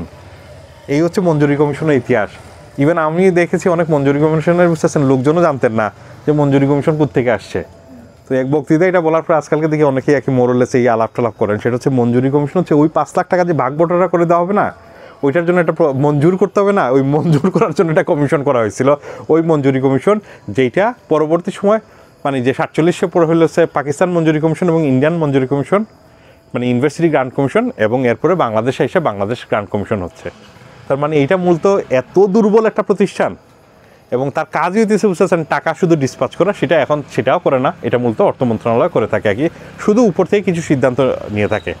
এখন মনে রাখবেন ওই সময় প্রথম বুঝতেছেন যে জেলা কলেজগুলো দেখেন না বাংলাদেশের বিভিন্ন জায়গায়, জেলা কলেজগুলো কিন্তু এক্স্যাক্টলি ওই সময় হয়েছে,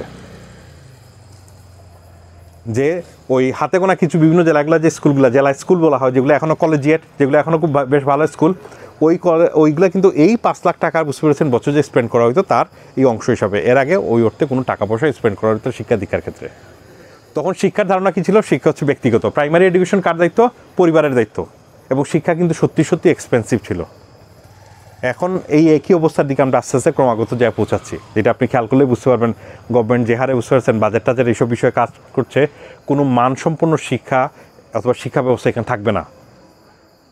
ইভেন যে মানে যে 1.36% বলা হয়ে থাকে জিডিপির খরচ করা হচ্ছে, যদিও 3% মিনিমাম করার কথা, সত্যিকার অর্থে বাস্তবতা যদি আপনি দেখেন সেটা হচ্ছে বুঝতে পেরেছেন যে রূপপুরের যে পারমাণবিক গবেষণা আছে না, সেখানে ইনস্টলমেন্টের টাকাও যায় কোথা থেকে জানেন, মানে যে এই কিসের থেকে শিক্ষা মানে যে শিক্ষার ক্ষেত্রে যে বরাদ্দ আছে না সেটার থেকে। আর্মি রিসার্চ এখান থেকে যায়, বিভিন্ন বুঝতেছেন রিসার্চ ইনস্টিটিউটগুলো আছে না, পারমাণবিক রিসার্চ থেকে শুরু করে অন্যান্যগুলো সবগুলোর টাকা হইতেছে কি এই শিক্ষার নামে যে বরাদ্দ দেওয়া হয় এই বরাদ্দের অংশ হিসাবে। মূলত শিক্ষার বরাদ্দের পরিমাণ অত্যন্ত কম বাংলাদেশে। ফলে আপনি যে শিক্ষা পান বুঝতে পেরেছেন, এটা নিয়ে খুবই খুশি থাকার কথা, কারণ এই টাকায় এ থেকে ভালো শিক্ষা পাওয়ার কোনো সুযোগ নাই। শুনতে খারাপ লাগতে পারে, বাট বাস্তবতা কিন্তু এটা। যেমন কি জানেন, আমাদের দেশের অনেক শিক্ষকরা মনে করেন যে বাংলাদেশের বুঝতেছেন ঢাকা জাহাঙ্গীরনগর কী হবে, মানে যে অক্সফোর্ড কেমব্রিজের মধ্যে হবে। আপনি জানেন যে একটা বিভাগে সেমিনার করার জন্য কয় টাকা দেওয়া হয়, শুনলে বিস্মিত হবেন, সেটা হচ্ছে 6 মাসের জন্য 8,000 টাকা দেওয়া হয় সেমিনারের জন্য, এবং এই 8,000 টাকা দিয়ে এক্সপেক্ট করা হয় সে অক্সফোর্ডের সাথে কম্পিট করবে অথবা কেমব্রিজের সাথে কম্পিট করবে। এইরকম হাস্যকর মানে পরিস্থিতি বিশ্বে আর কোথাও দেখবেন না, এরকম উদ্ভট। তার কারণ হচ্ছে কি জানেন, আমাদের এখানকার যে বিশ্ববিদ্যালয়গুলো এইগুলা মূলত একটা উপনিবেশিক প্রতিষ্ঠান, এবং এইগুলো করা হয়েছে কি জানেন ভন নিউম্যানের দ্য আইডিয়া অফ ইউনিভার্সিটি অনুসারে। সেটা হচ্ছে কি, সেটা হচ্ছে যে এখানে বিকাশধর্মী মডেল। এবং এই বিকাশ কোন ধরনের, সেটা হচ্ছে কি জানেন, মেকলে বলেছিলেন, we want such N Indian who looks like Indian but things like European. এবং এক্স্যাক্টলি এই কারণে কী করা হলো, প্রথম এই উপমহাদেশেই বুঝতে পেরেছেন প্রথম কী চালু করা হয়েছিল, মানে পাঠদানের অংশ হিসাবে যে ইউরোপিয়ান ফিলসফি, ইউরোপিয়ান হিস্ট্রি এবং ইংলিশ লিটারেচার। ইংলিশ লিটারেচার তখন অক্সফোর্ডেও পড়ানো হতো না, যখন আমরা সবাই জানি এখানে যে সময় পড়ানো শুরু হয়েছে। তার মানে আপনি বুঝতেই পারছেন, এবং তার মূল কারণ হচ্ছে কি, এমন একটা শ্রেণী তৈরি করা দেখতে, ভাবতে এবং চিন্তায় ইউরোপিয়ানদের মতো চিন্তা করতে পারে। ফলে আপনারা অনেকেই যে আখতারুজ্জামান ইলিয়াসের সংস্কৃতির ভাঙ্গা সেতু পড়েছেন না, ওই সেতু তো ভাঙ্গা হওয়ারই কথা, কারণ এটা তো এমন এক শ্রেণী তৈরি করছে বুঝতে পারছেন যে মাছ শ্রেণীর সাথে কোনো তার সম্পর্ক নাই, সে পৃথক শ্রেণী। আমি তো প্রায় সময় বলি বুঝতে পারছেন মানে যে কিসে ওই যে মার্ক জুকারবার্গরে বুঝতে পারছেন থ্যাঙ্কস একটা দেওয়া উচিত আর ইউটিউবের মালিকরা, মানে যে কী কারণে এরাই তো বুঝতে পারছেন এই সেতু জোড়া লাগাইছে। এই যে অভ্যুত্থান কিন্তু কখনোই সম্ভব হতো না, দুই সেতু কিন্তু জোড়া লাগছে এইসব। আমাদের চিন্তা ভাবনা একদম মিলের জায়গা হয়েছে না দুই শ্রেণীর মধ্যে, এটা সম্পূর্ণ হয়েছে কি জানেন সোশ্যাল মিডিয়া, ফেসবুক এবং ইউটিউবের কারণে, কারণ সে এই ভাঙা সেতুটা খানিকটা হলেও জোড়া লেগেছে, তা না হলে এটা থাকে না যে ডিবেটের, এবং এরপর তো বিষয়গুলো আরও পরিষ্কার হয়েছে যে আস্তে আস্তে থাকে না এক ধরনের কমন সিমিওটিক্স তৈরি হয়েছে। সিমিওটিক্সটা তৈরি হলে কখনো আপনি বুঝতে পারছেন সংঘবদ্ধ হইতে পারবেন না, ফলে খুব সবসময় ফ্র্যাকচার সোসাইটি থাকে। এখন আমি একটু বলে রাখি, অক্সফোর্ড আপনি এটা বলতে পারেন তাহলে অক্সফোর্ড ইউনিভার্সিটিতে গবেষণা করে থাকে, তাহলে বুঝতে পারেন জি সবাই খেতে থাকুক, আমার তো আর সমস্যা হয় না, আমি তো আর অভ্যস্তই। হ্যাঁ যে কিসে হ্যাঁ হ্যাঁ না না অবশ্যই কোনো সমস্যা নেই। যেখানে ছিলাম সেটা হচ্ছে যে কিসের ওই কী যেন যে কিসের যে ওই অক্সফোর্ড ইউনিভার্সিটি যেটা হয়েছে, অক্সফোর্ড ইউনিভার্সিটিতে যেটা হলো যে সেটা হচ্ছে যে মানে বাই দ্য টাইম যে সময় বুঝতে আছেন যে দিল্লি ইউনিভার্সিটি ঢাকা ইউনিভার্সিটি হচ্ছে, by then Oxford university already হাম্বলটের মডেল নিয়ে নিয়েছে। সেটা হচ্ছে কী নিয়েছে, সেটা হচ্ছে একটা রিসার্চ জরিপ ইউনিভার্সিটি হয়ে গেছে। অন্যদিকে বিশ্ববিদ্যালয়কে ধারণা একটা গুরুত্বপূর্ণ ভূমিকা রাখছে কে জানেন, সেটা হচ্ছে আমেরিকা। আমেরিকায় যেটা হচ্ছে আমাদের এখানে আমরা যে দুই মডেল দেখলাম না, রিসার্চ ইউনিভার্সিটি এবং হচ্ছে ওই কিসের মানে বিকাশধর্মী ইউনিভার্সিটি, লার্নিং ইউনিভার্সিটি, এই বিকাশধর্মী ইউনিভার্সিটি এবং লার্নিং ইউনিভার্সিটিতে এইটাতে বুঝতে পারছেন সবসময় এটা বিশেষ অর্থনৈতিক শ্রেণীর বাচ্চা কাচ্চারা যেত, সেটা ইউরোপে বলেন অথবা তার প্রান্তের যে দেশগুলো আছে না কলোনিয়াল কান্ট্রিগুলোতে আছে, সে কি একই জিনিস। কিন্তু আমেরিকায় বুঝতে পেরেছেন যে সব প্রথম বিশ্ববিদ্যালয় করা হয় যেগুলো ল্যান্ড গ্রান্ট ইউনিভার্সিটি নামে পরিচিত, ওইখানে হচ্ছে প্রথম কী হয় জানেন, সেখানে হচ্ছে সাধারণ মানুষের সন্তানরা বুঝতে পারছেন কোথায় যে হাজির হলো, ইউনিভার্সিটিতে হাজির হলো। এবং মনে রাখবেন বুঝতে পারছেন আমেরিকায় মানে যে মূলত মানে সিভিল ওয়ারের পরে একটা আইন করে 1800 মানে যে 50-52 দিকে, সেটা হচ্ছে মরিল অ্যাক্ট বলে। এই অ্যাক্ট অনুসারে কোনো এক কংগ্রেসম্যান তার এলাকায় 30,000 একর জায়গা বিক্রি করে একটা ইউনিভার্সিটি করতে পারবে, এবং বাকি টাকাটা সে কি ইনভেস্ট করবে শেয়ার মার্কেটে, যেখান থেকে মিনিমাম 5% ইন্টারেস্ট আসার কথা।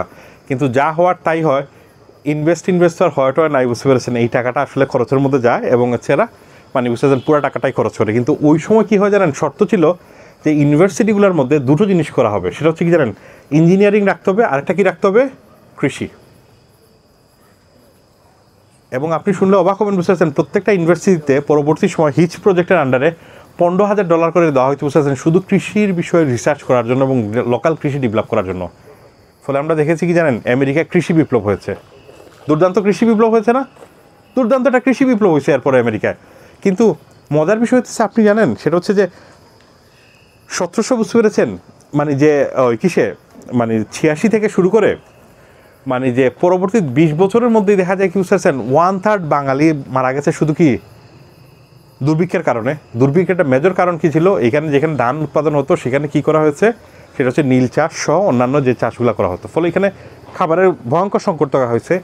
এবং হচ্ছে আমরা একই সাথে জানি সেটা হচ্ছে মূলত 1880 থেকে 1920 সালের মধ্যে শুধুমাত্র আমাদের এই এলাকায় বুঝতে পারছেন 10 কোটি লোক মারা গেছে কি জানেন, পলিসিগত কারণে এবং খাবারের কারণে, সেটা হচ্ছে কি দুর্ভিক্ষের কারণে। এবং 120 বছরে ব্রিটিশ আমলে মানে বুঝতে পারছেন মোরলে 37টার মতো বুঝতে পেরেছেন কী হয়েছে, দুর্ভিক্ষ হয়েছে, যেটা হচ্ছে প্রত্যেক 4 বছরে একটা।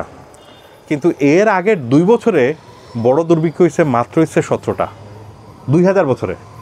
তার মানে এটা যদি কেউ বলে থাকেন বুঝতে পেরেছেন যে ব্রিটিশ আমলে যে মানে খাবারের উৎপাদন আগের মতো হয়েছে, দুর্ভিক্ষ আগে হইতে, এটাও একদমই সত্য না। দুর্ভিক্ষ রেশিও ভয়ঙ্কর আকারে বেড়েছিল।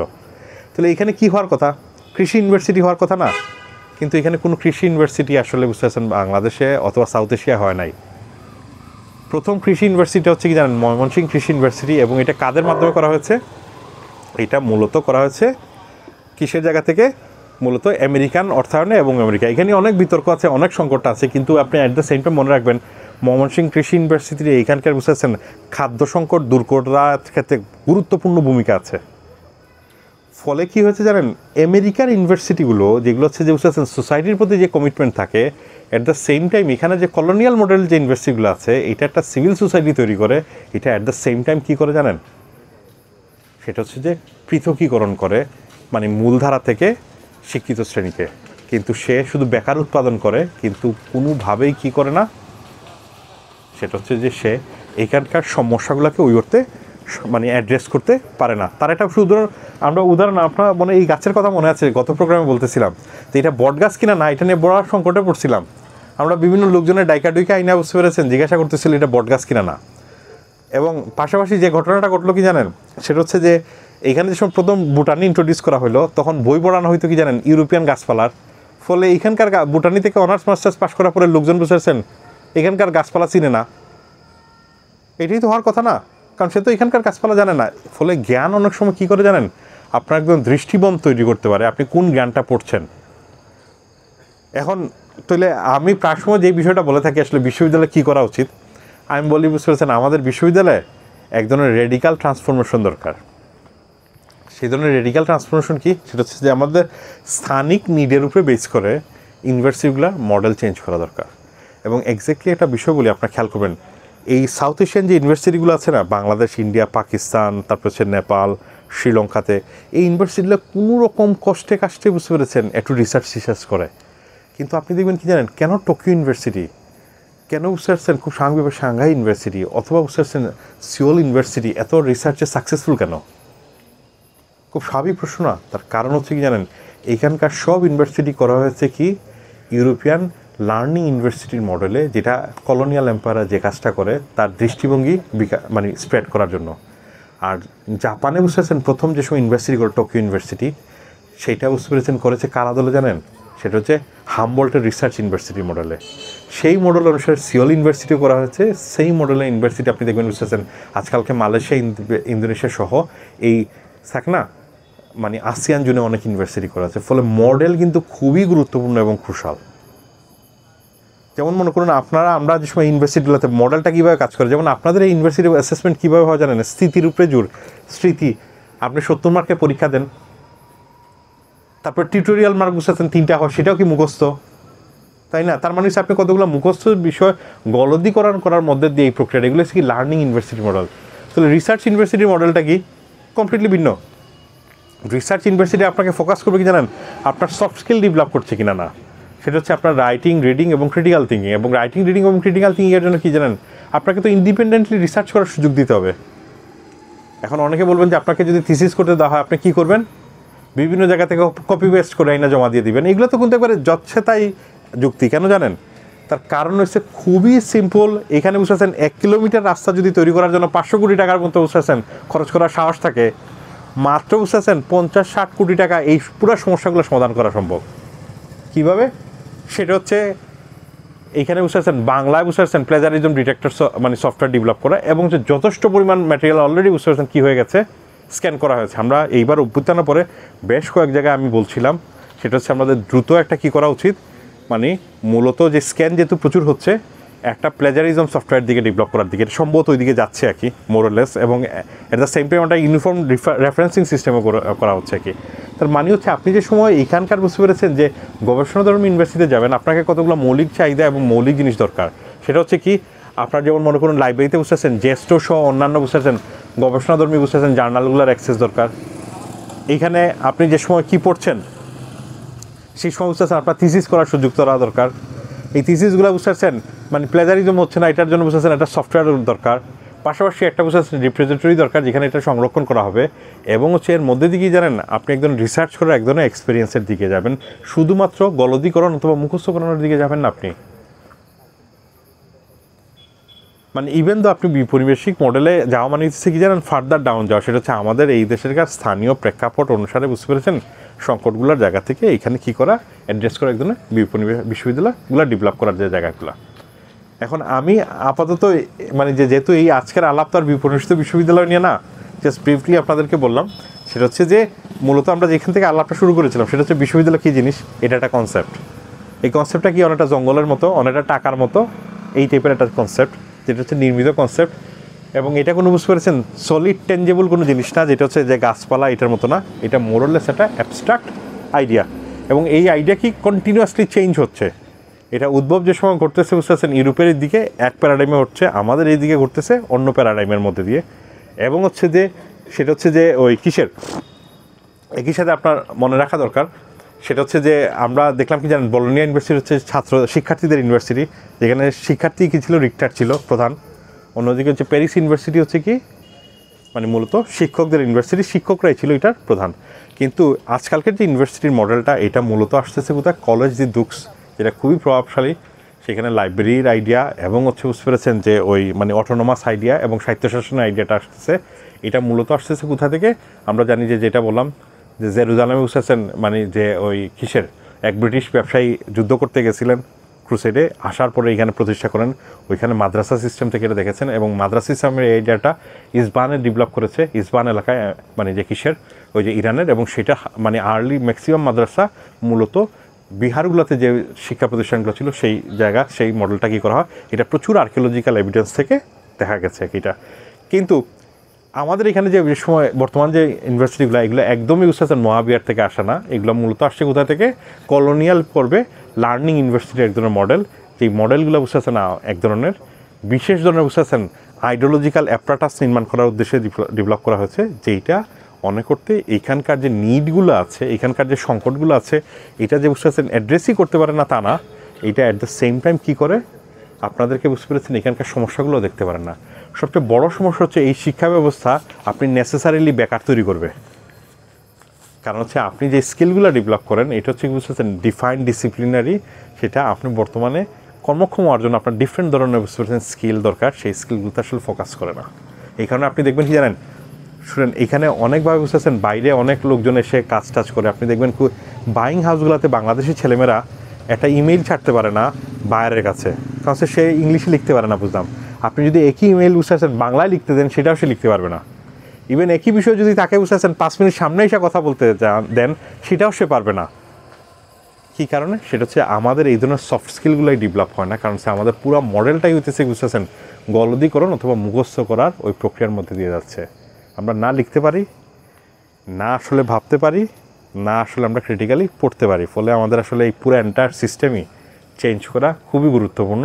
আর বিপণিবিষিত বিশ্ববিদ্যালয় could be one of the solution. এইটার জন্য আপনারা বুঝতে পারছেন প্রচুর আছে, আমার আলাপ দেখতে পারেন। শুধু অভ্যুত্থানের পরেই মনে আমি এক মনে 15-20টা ইউনিভার্সিটিতে এই বক্তৃতা দিচ্ছি এই বিষয়গুলো নিয়ে, আপনারা এটা দেখতে পারেন। তবে আমি একটু শেষ করার আগে কয়েকটা বিষয় বলে রাখি, সেটা হচ্ছে যে ব্যর্থতার নমুনা। এই অভ্যুত্থানের পরে আমরা কিছু মানে এক্সপেক্ট করেছিলাম একটা শিক্ষা কমিশন হবে। ওয়াহিদুদ্দিন মাহমুদের উপরে বুঝতেছেন একদম চাপও দেওয়া হয়েছিল। উনি বিভিন্নভাবে কৌশলে বুঝতেছেন অনেকগুলো বুঝতে পেরেছেন, কিন্তু কমিশন করা হয়েছে, কিন্তু শিক্ষা কমিশন করেন নাই। পাশাপাশি যেটা হলো যে ইউজিসির সেটা হচ্ছে যে হায়ার মানে এডুকেশনে মূলত একটা দাতা সংস্থার বুঝতেছেন প্রেসক্রাইব যে আইডিয়া মানে যে মূলত ওয়ার্ল্ড ব্যাংকের ওইটাই অনুসরণ করা হচ্ছে। অথচ বুঝতে পেরেছেন যেটা হচ্ছে যে এটা রিভাইজ করা দরকার ছিল। বাংলাদেশের ইউনিভার্সিটির যে দুরবস্থা, মনে রাখবেন এই আন্দোলনের একটা গুরুত্বপূর্ণ স্টেক হোল্ডার কিন্তু শিক্ষার্থী এবং শিক্ষকরা যারা ইউনিভার্সিটির, তাই না?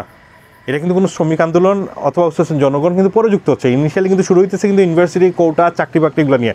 ফলে এটা কিন্তু long term sustainable structural problem, এবং সেটা শিক্ষা খুব ইম্পর্টেন্ট। এবং আগামীকালকে যেমন হচ্ছে যে ইউজিসি থেকে আমাকে আমন্ত্রণ জানা হচ্ছে যে ওই যে এখানে এমপ্লয়েবিলিটি নিয়ে যে ঝামেলা এইগুলো নিয়ে বুঝতে পারছেন গোল টেবিল আলোচনা হবে সেখানে আলাপ করার জন্য, এবং রিসার্চটা কীভাবে হইতে পারে এবং এইগুলা বিষয় নিয়ে আমি নিশ্চিত বুঝতে পেরেছেন এগুলা কোনো পরিকল্পিত দীর্ঘমেয়াদী শর্ট টার্ম লং টার্ম যদি বুঝতে পারছেন এক ধরনের পরিকল্পনা না নেওয়া হয় এইখানকার বিশ্ববিদ্যালয়ে কোনো পরিবর্তন হবে না।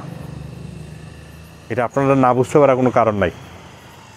ফলে আপনি যদি আমাকে জিজ্ঞাসা করেন আমার কাছে মনে হয় এই বিষয়ে সিরিয়াস হওয়াটা খুবই গুরুত্বপূর্ণ। আর তা না হইলে বুঝতে পেরেছেন এই বিশ্ববিদ্যালয়ের পরিবর্তন হবে না। এবং অ্যাট দ্য সেম টাইম আপনি মনে রাখবেন কি জানেন, এতে আমাদের কোনো ক্ষতি নাই। আমরা তো বেতন আমরা ঠিকই পাই, আমার তো বেতন কমবে টমবে না, কথা বুঝতে পেরেছেন? বরং আমাদের জন্য তো লাভ। শুধু একই জিনিস বুঝতে পারছেন, পড়ায় বুঝতে পারছেন বছরের পর বছর চলেই যাইতেছে লাইফ। আমি তো চ্যালেঞ্জড হই না ক্লাসের মধ্যে, তাই না? ক্ষতি কার হয়? আপনাদের হয়, রাষ্ট্রের হয়। ফলে এই বলেই আমি শেষ করছি। ধন্যবাদ।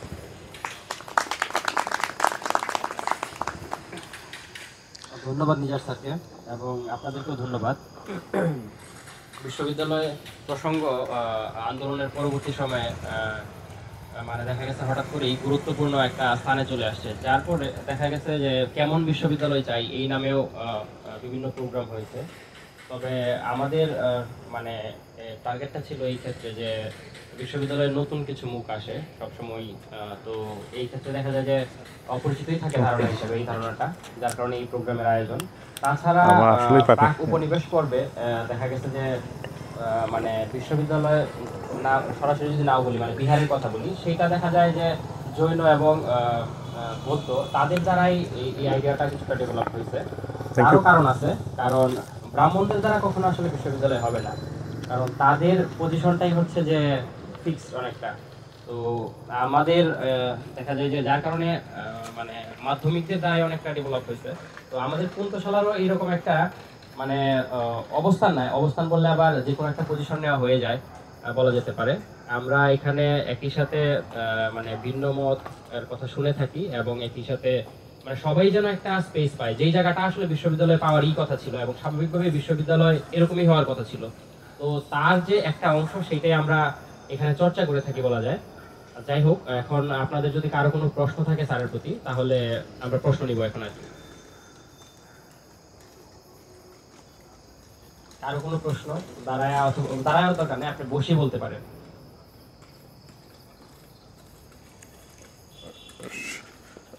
শুনেন, তবে ওই যে অঞ্জন বলার পরে আমার মনে পড়লো মাঝখানে তো আমাদের কয়েকজনের লোকের নাম লোকজন দেওয়া শুরু করেছিল কেমনেওয়ালা। মানে হইতেছে আমরা থাকে না অভ্যুত্থানের পরে কেমন বিশ্ববিদ্যালয় চাই, কেমন রাষ্ট্র চাই, কেমন এটা চাই, এগুলা শুরু করছিলাম। মাঝে মাঝে দেখলাম অনেকে স্যাটায়ার করে বলতেছেন কেমন বস্তা চাই বইলা থাকে না, মানে যে বস্তাও দিতেছেন। যাই হোক, আমি এটা ভুলেই গেছিলাম। দেখেন আপনি যে এই 1.5 বছরের সময়টা এত ইন্টেন্স, আমরা প্রায় সময় অনেক কিছুই থাকে না দ্রুত ভুলে যাই আর কি যেটা। তো আপনাদের কারো কোনো প্রশ্ন আছে? প্রশ্ন নাই, কিন্তু যে জায়গাটায় আলোচনা শেষ হলো মনে হলো যে এরপরে আসলে আলাপটা আরেকটু যদি আগাতো ওই হচ্ছে উপনিবেশিত বিশ্ববিদ্যালয় এই বিষয়টা নিয়ে, সেইটার মডেলটা কি বা কেমন হইতে পারে, তাহলে মনে হয় আলাপটা আজকের মতো পরিপূর্ণ হইতে পারে আরেকটু। আমি তো হ্যাঁ, ওইটা তো মানে যে মানে বিভিন্ন জায়গায় মানে এই আলাপটা বিভিন্নবার বারবার করা হচ্ছে আর কি, যে সেটা হচ্ছে যে ওই কিসের এটা অদ্ভুত মজার বিষয় এবার খেয়াল করলাম। সেটা হচ্ছে যে ওই যে একটু আগে যেটা আপনাদের বলছিলাম, ওই মানে সাধারণত মানে নর্মালি যে ওই আমার কাছে আর কি যে মানে আমার মনে আছে 10-15 বছর আগে এটা মানে ম্যাক্সিমাম আর কি 2-4 জন 10-15 জন বাংলাদেশের শিক্ষক ছাড়া অধিকাংশ শিক্ষকেরই আসলে বিশ্ববিদ্যালয়ে যে বিভিন্ন টাইপের হয়, বিভিন্ন ধরনের হয়, এগুলো নিয়ে কোনো আইডিয়া টাইটা ছিল না। আমি ওই যে কিসের ওই যে মানে ঘটনাচক্রে যেটা হচ্ছে যে ওই যে আপনাদের বললাম যে ওই ইউজিসির যে ওই শিক্ষকদের যে ট্রেনিং হচ্ছে আর কি, তো ওইখানে আমাকে রিসোর্স পার্সন হিসাবে বুঝতে পেরেছেন বেশ কিছু সেশন নেওয়ার সুযোগ হয়েছিল। ওইখানে যে দেখলাম কি জানেন, কিছু শিক্ষক আছেন আজকালকে দেখলাম এইসব বিষয়ে থাকে না ওয়াকিবহাল, আগ্রহী, এই যে নতুন জেনারেশনের চেঞ্জটা। আবার কিছু হয়তো বা একদমই বুঝতেছেন এইসবের সাথে মানে কিনা, এবং ওনাদের অনেকের মধ্যেই একটা বুঝতে পেরেছেন কনসার্ন যেটা গ্র্যাজুয়ালি তৈরি হচ্ছে, সেটা হচ্ছে যে আসলে যে এই যে সংকটটা যেটা দাঁড়া হয়েছে, এটা তো একটা সিস্টেমেটিক সংকট। এই যে এখান থেকে বের হওয়ার উপায়টা কি? এখন এখান থেকে আমি তো বলবো যে বের হওয়ার প্রথম এবং প্রাইমারি বিষয় হচ্ছে কি জানেন, আপনাকে কিভাবে ইকুইপ করা উচিত দুইভাবে। পাঠদানকারী বিশ্ববিদ্যালয় অথবা বিকাশধর্মী বিশ্ববিদ্যালয় যেটাই বলি না কেন, এর মূল এবং প্রাইমারি লক্ষ্য কী থাকে জানেন? এক ধরনের বিশেষ ধরনের আপনাকে ভ্যালুর সাথে পরিচিত করা। এবং এটা একটা ছোটো উদাহরণ দিলে আপনি বুঝতে পারবেন। সেটা হচ্ছে আমাদের দেশে লোকজন ইংরেজি পড়ে কিন্তু ক্লাস 1 থেকে, তাই না? এবং আপনি ক্লাস হইতেছে কি পর্যন্ত, মানে যে মানে কিসের 12 পর্যন্ত আপনি সবাই ইংলিশই বই পড়ে, কিন্তু মোটামুটি হচ্ছে 12 বছর, অনার্সে এসে আরও 4 বছর, 16 বছর, মাস্টার্সে 1 বছর, 17 বছর। তারপরেও দেখা যায় কি বাংলাদেশের লোকজন ঠিকমতো ইংরেজি বাক্যগুলাই লিখতে পারে না। অন দ্য আদার হ্যান্ড আপনি জাপানে যান অথবা কিসে যান, সেটা হইতেছে যে ওই যে স্ক্যান্ডিনেভিয়ান কান্ট্রিগুলোতে যান, সেখানে দেখবেন কি জানেন, এরা খুব দ্রুত যেন ইংলিশ শিখে ফেলে আমাদের থেকে। তার মূল এবং প্রধানতম কারণ হচ্ছে আমাদের এখানে ইংলিশ যে সময় শেখানো যাওয়া হয় তখন দেখা যায় ভিক্টোরিয়ান সাহিত্য আছে না, মানে ভিক্টোরিয়ান সাহিত্যগুলো ওইখানে ঢোকানো হয়। এর মূল কারণ হচ্ছে ভিক্টোরিয়া, ওই ইংলিশে কিন্তু কেউ কথা বলে না আজকাল, ওই ইংলিশে কেউ লেখে না, কিন্তু ওইগুলো যে সময় পড়ানো হয় এর সাথে আপনাকে পড়ানো হয় কি জানেন, ভ্যালুস। এখানে আপনাকে ভাষা শেখানো হয় না, পাশাপাশি আপনাকে কী শেখানো হচ্ছে, মূল্যবোধ, বিশেষ ধরনের মূল্যবোধ। ফলে আমাদের প্রথম এবং প্রাইমারি বিষয়বস্তু হচ্ছেন যেখান থেকে বের হয়ে আসা দরকার, সেটা হচ্ছে যে আপনার উদ্দেশ্য যদি হয় ভাষা শেখানো, তাহলে আপনি ভাষা কীভাবে শেখাবেন সেইটারে বুঝতে পেরেছেন, ডেভেলপ করা আইডিয়াটা, রাদার দেন হচ্ছে কি মানে ভ্যালুস শেখানো। এখন ঠিক সিমিলারলি আপনি যে সময় বুঝতে পেরেছেন আপনার ম্যাক্সিমাম টেক্সট বুক, আপনার যে ম্যাটেরিয়ালগুলো, যেমন মনে করুন এই যে আমার নিজের বিভাগেরই এক গল্প বলি আপনাদেরকে, প্রায় সময় যে এই গল্পটা আমি প্রায় বলি, আমাদের এইখানে বুঝতে পারছেন যুক্তি চর্চার একটা দীর্ঘ ইতিহাস আছে এবং এইগুলো আছে। আপনি যদি আমাদের সিলেবাসটা দেখেন দর্শনের, দেখবেন তার বুঝতে পেরেছেন 95% কোর্সই হচ্ছে কি জানেন, ওয়েস্টার্ন ফিলসফির। যে ফিলসফির এই মডেলটা কোথা থেকে আসতেছে, কিছু কন্টেন্ট চেঞ্জ হচ্ছে, রিসেন্ট কন্টেন্টগুলো। এটা হচ্ছে ঢাকা ইউনিভার্সিটি থেকে। ঢাকা ইউনিভার্সিটির এই কন্টেন্টটা কোথা থেকে আসতেছে, ইউরোপ থেকে, ব্রিটিশ আমলে তৈরি করা। এটা একটা কন্টিনিউয়াস লেগেসি আমরা এখনও ক্যারি করি। ফলে যেটা হচ্ছে, আপনি খুব স্বাভাবিকভাবে দেখেন, খুব প্র্যাকটিক্যাল একটা এক্সাম্পল দিলে, আপনি যে সময় এখানকার সংকটটা বুঝেন না, তখন যে সংকটগুলো তৈরি হবে জানেন, এই ফিলসফি পড়ার পরে আপনি বুঝেন না যে সেটা হচ্ছে যে এখানকার যে বাউল, তো আমরা গত মানে আলাপে বলছিলাম না, বাউলরা যে সময় মানে যে ধরুন মানে এখানে গান করে, তখন সে গান প্রায় সময় দেখা যায় কি জানেন, আজকালকে অন্যের ধর্ম অনুভূতিতে আঘাত আনে। তার মূল এবং মৌলিক কারণ হচ্ছে এখানকার যে ধর্মের ধারণা, ইউরোপিয়ান যে রিলিজিয়নের ধারণার মধ্যে একটা গুরুত্বপূর্ণ ডিফারেন্সের জায়গা আছে। এখানকার ধর্ম হতে পারে ব্যক্তির, এখানকার ধর্ম হতে পারে, বুঝতে পারছেন, এখানে ধর্ম শুরুই হয় কি জানেন, অন্যান্য অপরাপর মতামতগুলোকে কী করে সমালোচনা করার মধ্যে দিয়ে। আমরা গতবার বলছিলাম সেমেটিক রিলিজনের সেভাবে শুরু হয় না। ফলে আপনি যে সময় আইন করেন সেমেটিক রিলিজনকে মাথায় রেখে এবং রিলিজনের ধারণা, যে সময় আপনি এইটা বুঝেন না, তখন আপনি বুঝতে পারছেন কি জানেন, এটা ইটসেলফ আপনি চান বা না চান নিপীড়নের হাতিয়ার হতে পারে। এবং এইটা বোধগম্য করে তোলা থাকে না, এটা মানে সহনশীল সোসাইটির জন্য খুব গুরুত্বপূর্ণ, কিন্তু যে অন্যের মতকে অ্যাকোমোডেট করা থাকে না। আপনার কোনো জিনিস পছন্দ যদি না হয়, আপনি কী করবেন, শুনবেন না। আপনার চয়েস আছে না, এখানে খুব বেসিক চয়েস আছে। ফলে আপনি যে সমস্যা আছেন, ধরুন এই মধ্যে এই ধরনের সংকট, এবং এইটা আমি আপনার লিখে দিতে পারি, এখানকার যে বুঝতে পারছেন ধর্মের ধারণা খুবই ভিন্ন। বাউল যে বুঝতে পারছেন ভীষণ ধরনের মত ধর্ম, এই জিনিসটা একটা বড় সংখ্যক বুঝতে পারছেন দর্শনের শিক্ষকরাই বলতে পারবে না, হাতে কোনো 2-4 জন ছাড়া পুরো বাংলাদেশের। তার কারণ হচ্ছে কি জানেন, তার নিজেরই যে দর্শন সম্পর্কে সে যে ওয়াকিবহাল হচ্ছে, এই প্রসেসের সাথে তার কি নাই, ওরিয়েন্টেশনই নাই। তার মানে হচ্ছে কি জানেন, যে ধরুন এই বিশ্ববিদ্যালয়গুলো এই ডিসিপ্লিনগুলোর গুরুত্বপূর্ণ কাজ এই ধরনের কনসেপচুয়াল বিষয়গুলো ক্লিয়ার করা না, এইটার সাথে কি সম্পূর্ণ সে ডিটাচ। এখন এটা আরও মাল্টিপল ডাইমেনশনে আসে। এটা তো গেলে বুঝতে পারছেন, আমি বললাম আপনাকে দর্শনের ক্ষেত্রে আর কি, এটা খুব সারফেস লেভেলের সমস্যা। কিন্তু আমি যে প্রায় সময় বলি না, সেটা কিসের কথা, ওই যে আমরা যখন প্ল্যান করি, প্ল্যান প্রায় সময় করার সময় বুঝতে পেরেছেন যে দেখা যায় যে ইউরোপিয়ান কনসেপ্টগুলো আমাদের খুবই বুঝতে পারছেন ভয়ঙ্কর ধরনের প্রভাবিত করে। এবং এই কনসেপ্টগুলোর যে সংকটগুলা, মানে আপনার একটা বলি, যেমন মনে করুন ডেমোক্রেসি কি সরাসরি রিপ্রেজেন্টেশনের কথা বলা হয়, যারা সরাসরি রিপ্রেজেন্টেড না তারা লেজিটিমেট গভর্নমেন্ট বলা হয়, এরা লেজিটিমেট না। এখন ঘটনা হয়েছে বাংলাদেশে বুঝতে পারছেন প্রত্যেক 5 বছর পরে ক্ষমতা বুঝতে পেরেছেন হস্তান্তর করার জন্য যদি কোনো সরকারের আন্ডারে নির্বাচন হয়, মানে কোনো দিন সুষ্ঠুভাবে তো নির্বাচন হবেই না, মানে বুঝতে পেরেছেন, এবং প্রচুর মানুষের কি প্রাণ যায়। ফলে আমরা বুঝতে পারছেন একটা দুর্দান্ত কনসেপ্ট কিন্তু ডেভেলপ করেছিলাম, সেটা কি কেয়ারটেকার গভর্নমেন্ট। যদিও এটার প্রচুর সমস্যা আছে, এটা নেসেসারিলি এক্সপেক্ট করে কি জানেন, আমাদের মানে পলিটিক্যাল কমিউনিটি স্মুথলি নির্বাচন কমিশন সবসময় ফেল করবে ফেয়ারলি নির্বাচন করতে, যেহেতু এটা ইনফ্লুয়েন্স করবে পলিটিক্যাল পার্টি সরকার। ফলে আপনার ইন্ডিপেন্ডেন্ট একটা সরকার মানে যে থাকে না কেয়ারটেকার গভর্নমেন্টের আন্ডারে কী হবে, নির্বাচন হবে। এখন আপনি সংকটটা আপনি দেখেন, এইটা যে সময় এই কেয়ারটেকার গভর্নমেন্টটা অ্যাবলিশ করা হচ্ছে কোর্টের মাধ্যমে, কীভাবে কী আর্গুমেন্টে অ্যাবলিশ করা হচ্ছে আপনি খেয়াল করেছেন? সেটা হচ্ছে বলা হইতেছে কি, ইউরোপীয় যে ডেমোক্রেসির যে সংজ্ঞা আছে, সেই সংজ্ঞার মধ্যে মানে বুঝতে পেরেছেন এরকম আনরিপ্রেজেন্টেটিভ গভর্নমেন্ট থাকতে পারে না, এই কারণে আপনি কেয়ারটেকার গভর্নমেন্ট রাখবেন না। এবং ওইটা যেদিন বাদ হয়েছে, ক্যান্সেল করা হয়েছে, ওই দিন কিন্তু সবাই জানে এরপরে আওয়ামী লীগ বুঝতে পারছেন পতন কীভাবে হবে, অভ্যুত্থানের মধ্যে দিয়ে হবে, ভায়োলেন্সের মধ্যে দিয়ে হবে। কারণ হচ্ছে কি জানেন, আপনি পিসফুল পলিটিক্যাল পাওয়ার ট্রানজিশনের কোনো রাস্তাই আপনি রাখেন নাই, এবং অসংখ্য লোকের বুঝতে পারছেন মৃত্যুর কারণও বুঝতে পারছেন এইটা। তার মানে আপনি যে ধরুন, আমি অতিরিক্ত মতো অ্যাবস্ট্রাক্ট জায়গায় যাচ্ছি না, মূলত কংক্রিট জায়গাগুলোতে যে সংকটগুলো হচ্ছে, যে আপনি কী কারণে আপনার সোসাইটি, আপনার জ্ঞান যদি আপনার সোসাইটিকে কন্ট্রিবিউট না করতে পারে, আপনি কি মহাসংকটের মধ্যে পড়বেন।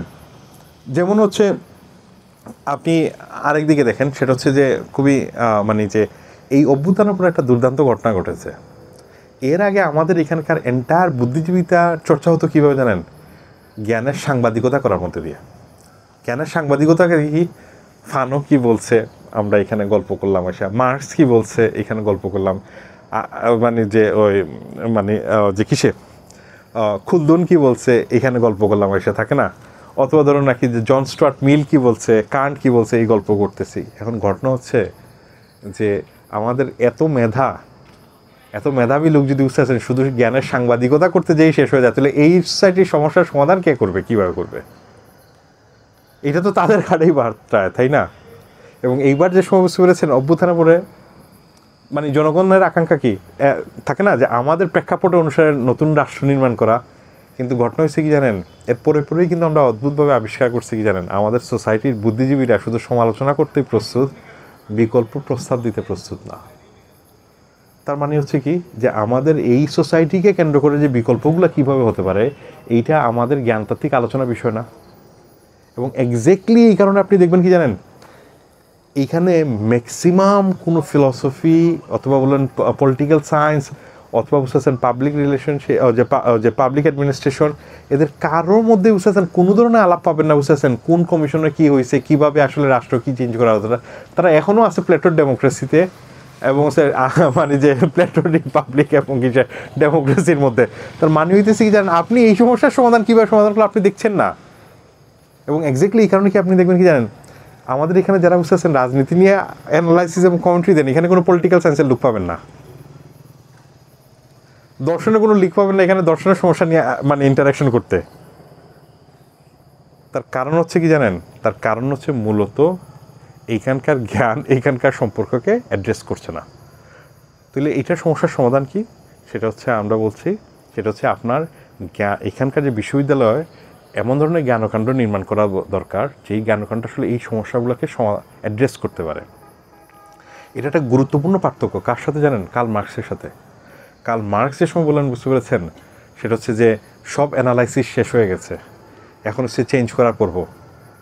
মানে এখন ঘটনা হচ্ছে তার ইউরোপে জ্ঞান প্রডিউস হয়ে গেছে কীভাবে চেঞ্জ করতে হবে, এখন হচ্ছে বুঝতে পারছেন চেঞ্জ করতে হবে। ঘটনা হচ্ছে কি জানেন, আমাদের এখানে তো অ্যানালাইসিসই হয় নাই, আমরা সমাধানের দিকে কই থেকে যাব। তার মানে আমার প্রথম এবং প্রাইমারি টাস্কই হচ্ছে কি জানেন, ইন্টেলেকচুয়াল ভেঞ্চার এখানে। তার মানে আপনাকে বুঝতে পারছেন, আমি তো বলি এই জেনারেশনের সবচেয়ে বড় টাস্ক হচ্ছে বিভিন্ন বুঝতে পারছেন সমস্যাগুলো চিহ্নিত করা, এবং হচ্ছে মানে সেটা সমাধানের দিকে বুঝতে পারছেন পথ খোঁজা। তারপর না পরিবর্তনের প্রশ্নগুলো আসে একই সাথে, রেসেপটিক্যাল এবং সিম্বায়োসিসের মধ্যে দিয়ে। এখন ঘটনা যেটা হচ্ছে কি জানেন, সেটা হচ্ছে তাহলে আপনি কী করা দরকার, সেটা হচ্ছে আমাদের বুঝতে পারছেন রেডিক্যাল এপিস্টেমোলজিক্যাল মানে বুঝতে পারছেন মানে সেটা হচ্ছে কী দরকার, ট্রান্সফরমেশন দরকার, প্যারাডাইমগত। সেই প্যারাডাইমগুলো কী হতে পারে, সেটা হচ্ছে ধরুন আপনি প্রচুর সময় কিন্তু কী করতেছেন জানেন, ইউরোপের কোনো এক বুঝতে পেরেছেন কবির কবিতা পড়তেছেন, ভালো জিনিস। অথবা হইতেছে বুঝতেছেন নেদারল্যান্ডের কোনো এক উপন্যাসিকের উপন্যাস পড়ছেন, খুব ভালো জিনিস। কিন্তু এইখানকারও যে বুঝতে পেরেছেন গাছপালা আছে, এখানকারও যে সমস্যা আছে, এইটা যদি আপনি বুঝতে পেরেছেন ওয়াকিবহাল না হন, তাহলে আপনার এখানকার যে হাজার হাজার লাখ লাখ মানুষের বুঝতে পারছেন শ্রমঘণ্টা তো নষ্ট হচ্ছে, তাই না?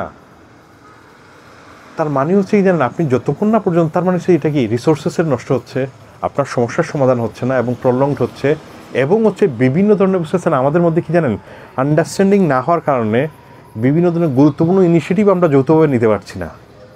তার মানে ইউনিভার্সিটি হওয়া উচিত কি, প্রথমত প্রাইমারিলি আপনাকে অন্যভাবে ইকুইপড করা।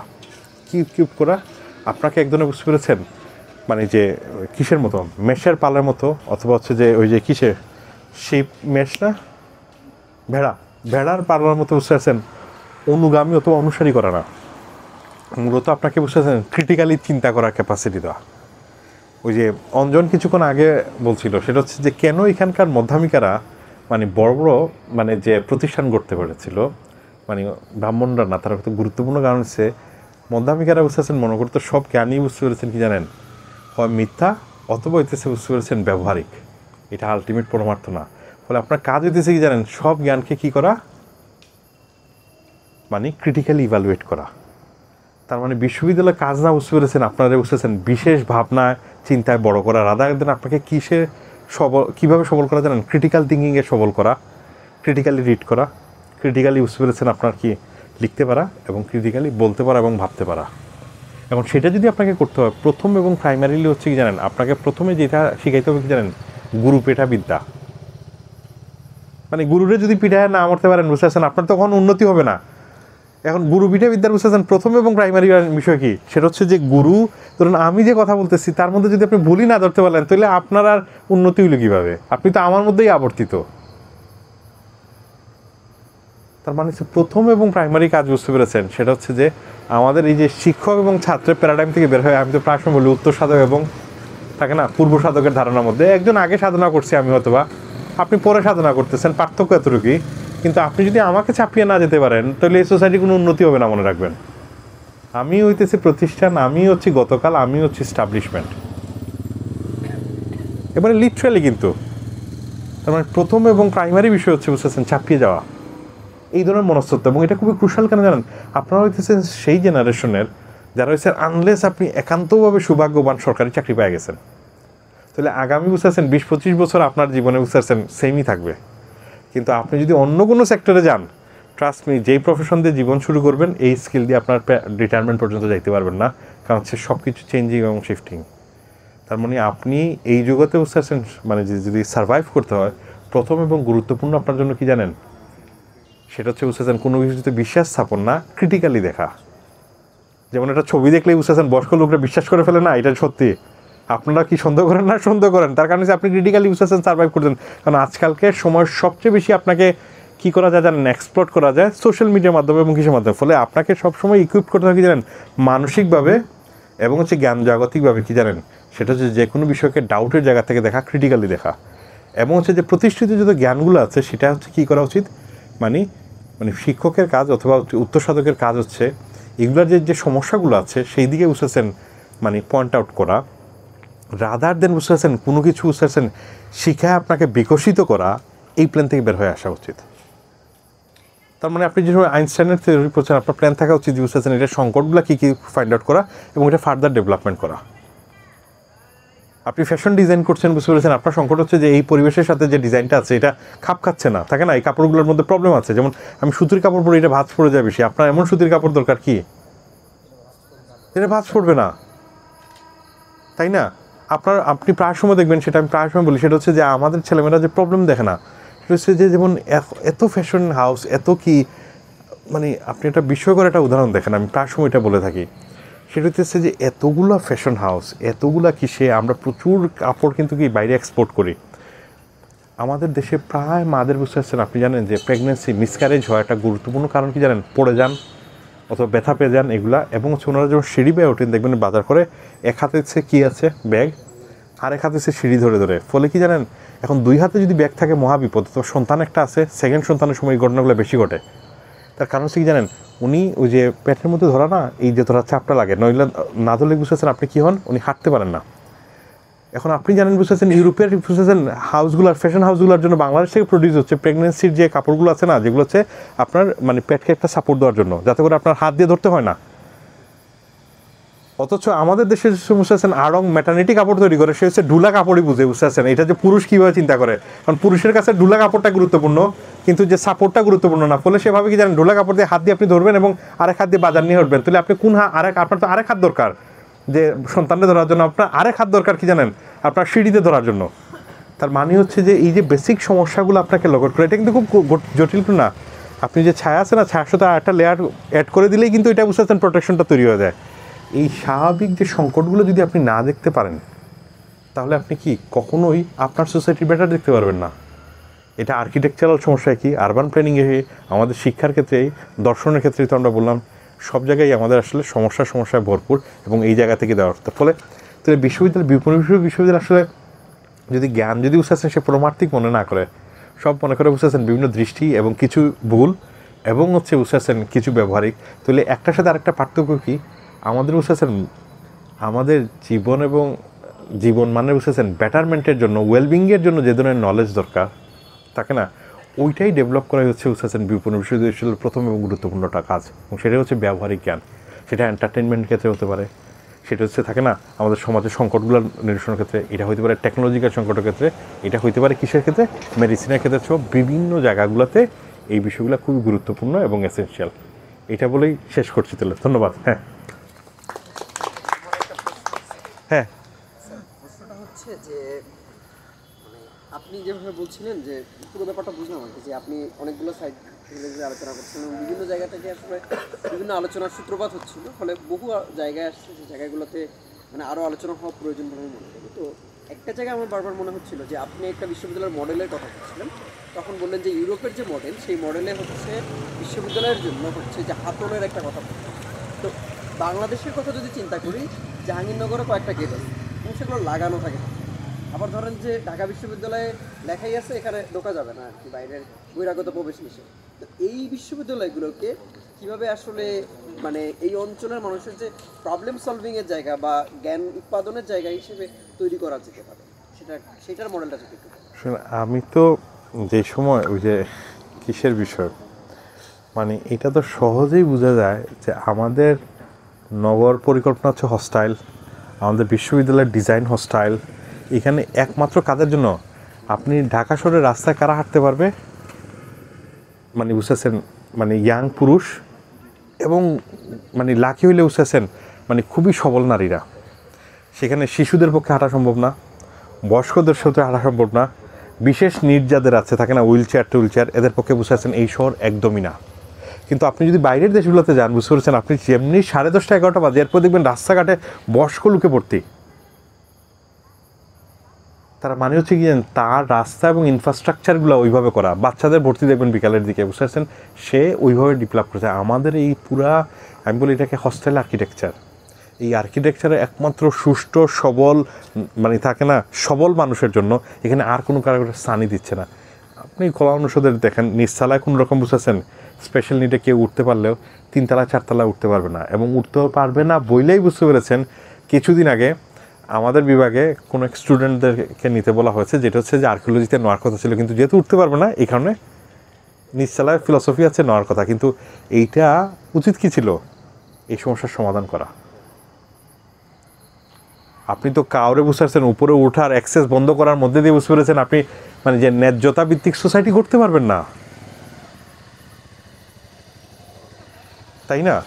ফলে আমাদের মূল এবং প্রাইমারি সমস্যা হচ্ছে কি জানেন, আমরা এই সমস্যাগুলোতে অ্যাড্রেস করছি না। এবং এইটা এখন অবভিয়াসলি এখানে মানে তত্ত্বগত কিছু বিষয় আছে বিপণিবিষ্ট বিশ্ববিদ্যালয়, সেটা আমি আসলে মানে ওই অর্থে টাচ করতে যাচ্ছি না, বুঝতে পারার কথা, খুব ব্রিফলি কাভার করতেছি, মানে যে এটার সাথে বিদর্শনের একটা সম্পর্ক আছে এবং অন্যান্য বিষয়গুলো। কিন্তু আমি যে উদাহরণ দিয়ে বোঝানোর চেষ্টা করতেছি আসলে বিদর্শনে মানে যে ওই বিপণিবিষ্ট বিশ্ববিদ্যালয় মূলত একটা প্রবলেম সেন্ট্রিক বিশ্ববিদ্যালয়, এবং যেগুলো হচ্ছে মূলত লোকাল নলেজগুলা বুঝতে পেরেছেন এবং সমস্যাগুলো অ্যাড্রেস করার জন্য গ্লোবাল নলেজ অথবা লোকাল নলেজ দুইটাই কি সে ক্রিটিক্যালি ইভ্যালুয়েট করে সেটা কি করবে। এখন বিপণিবিষ্ট বিশ্ববিদ্যালয় কি বুঝতে পারছেন যে নালন্দায় ফিরে যাওয়া, একদমই না। আপনি হচ্ছে বুঝতে পেরেছেন নালন্দায় মধ্যে যদি সমস্যার সমাধানই থাকতো তাহলে তো নালন্দাই থাকার কথা আমাদের। সমস্যা বুঝতে পেরেছেন, বর্তমানের সমস্যা আপনাকে বুঝতে পারছেন ভবিষ্যতে বুঝতে হবে, মানে যে ভবিষ্যতের দিকে যাওয়ার জন্য। বাট নালন্দা হয়তো বা কিছু সমাধান থাকতে পারে, অথবা ওই আলো আমাদেরকে নতুন রাস্তা হয়তো দেখাইতে পারে, সেই রাস্তা আপনাকে ফার্দার ডেভেলপমেন্ট করারও জরুরি। ফলে ফিরে যাওয়া বুঝতে পেরেছেন মানে আসলে বিপণিবেশন না, বরং হচ্ছে ভবিষ্যতের সমস্যাগুলো সমাধানের দিকে যাওয়াই হচ্ছে যে কি। এখানে প্রায় সময় আমি বলে বুঝতেছেন ওই যে কি মানে বিপণিবেশন মানে গুলালু না, গুলালু কি মাটির নিচে বেস্ট পার্ট, আলু থাকে না মাটির তলেই তো থাকে বেস্ট পার্ট। আমি বলি বিপণিবেশন হচ্ছে বট গাছের মতো, উপরে মানে মাটির উপরে হচ্ছে বেস্ট পার্ট ভবিষ্যতের দিকে। ফলে হচ্ছে যে আমাদের ভবিষ্যৎকামী হওয়া উচিত, কোথাও ফিরে যাওয়া উচিত না কি। আর ওই যে ওইটা তো বলতেই হয়, সেটা হচ্ছে যে মানে যা আপনার সমস্যা না সেটা আপনার বদলানোর কি দরকার, যা একমাত্র সমস্যা সেই সমস্যাগুলোকে সমাধান করাই হচ্ছে আমাদের লক্ষ্য। ধন্যবাদ। হ্যাঁ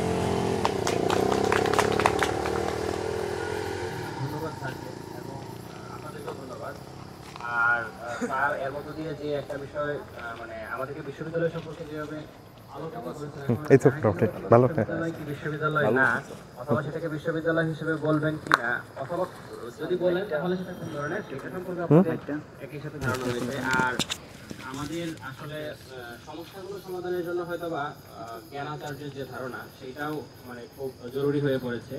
বুদ্ধিজীবী যে সাংবাদিকতা চলছে সেই জায়গা থেকে হয়তোবা আস্তে আস্তে বের হয়ে আসা হবে, এই আশাই থাকলো। আর এই বলে আজকের মতো এই অনুষ্ঠান সমাপ্তি ঘোষণা করছি, অথবা এই ধন্যবাদ সবাইকে।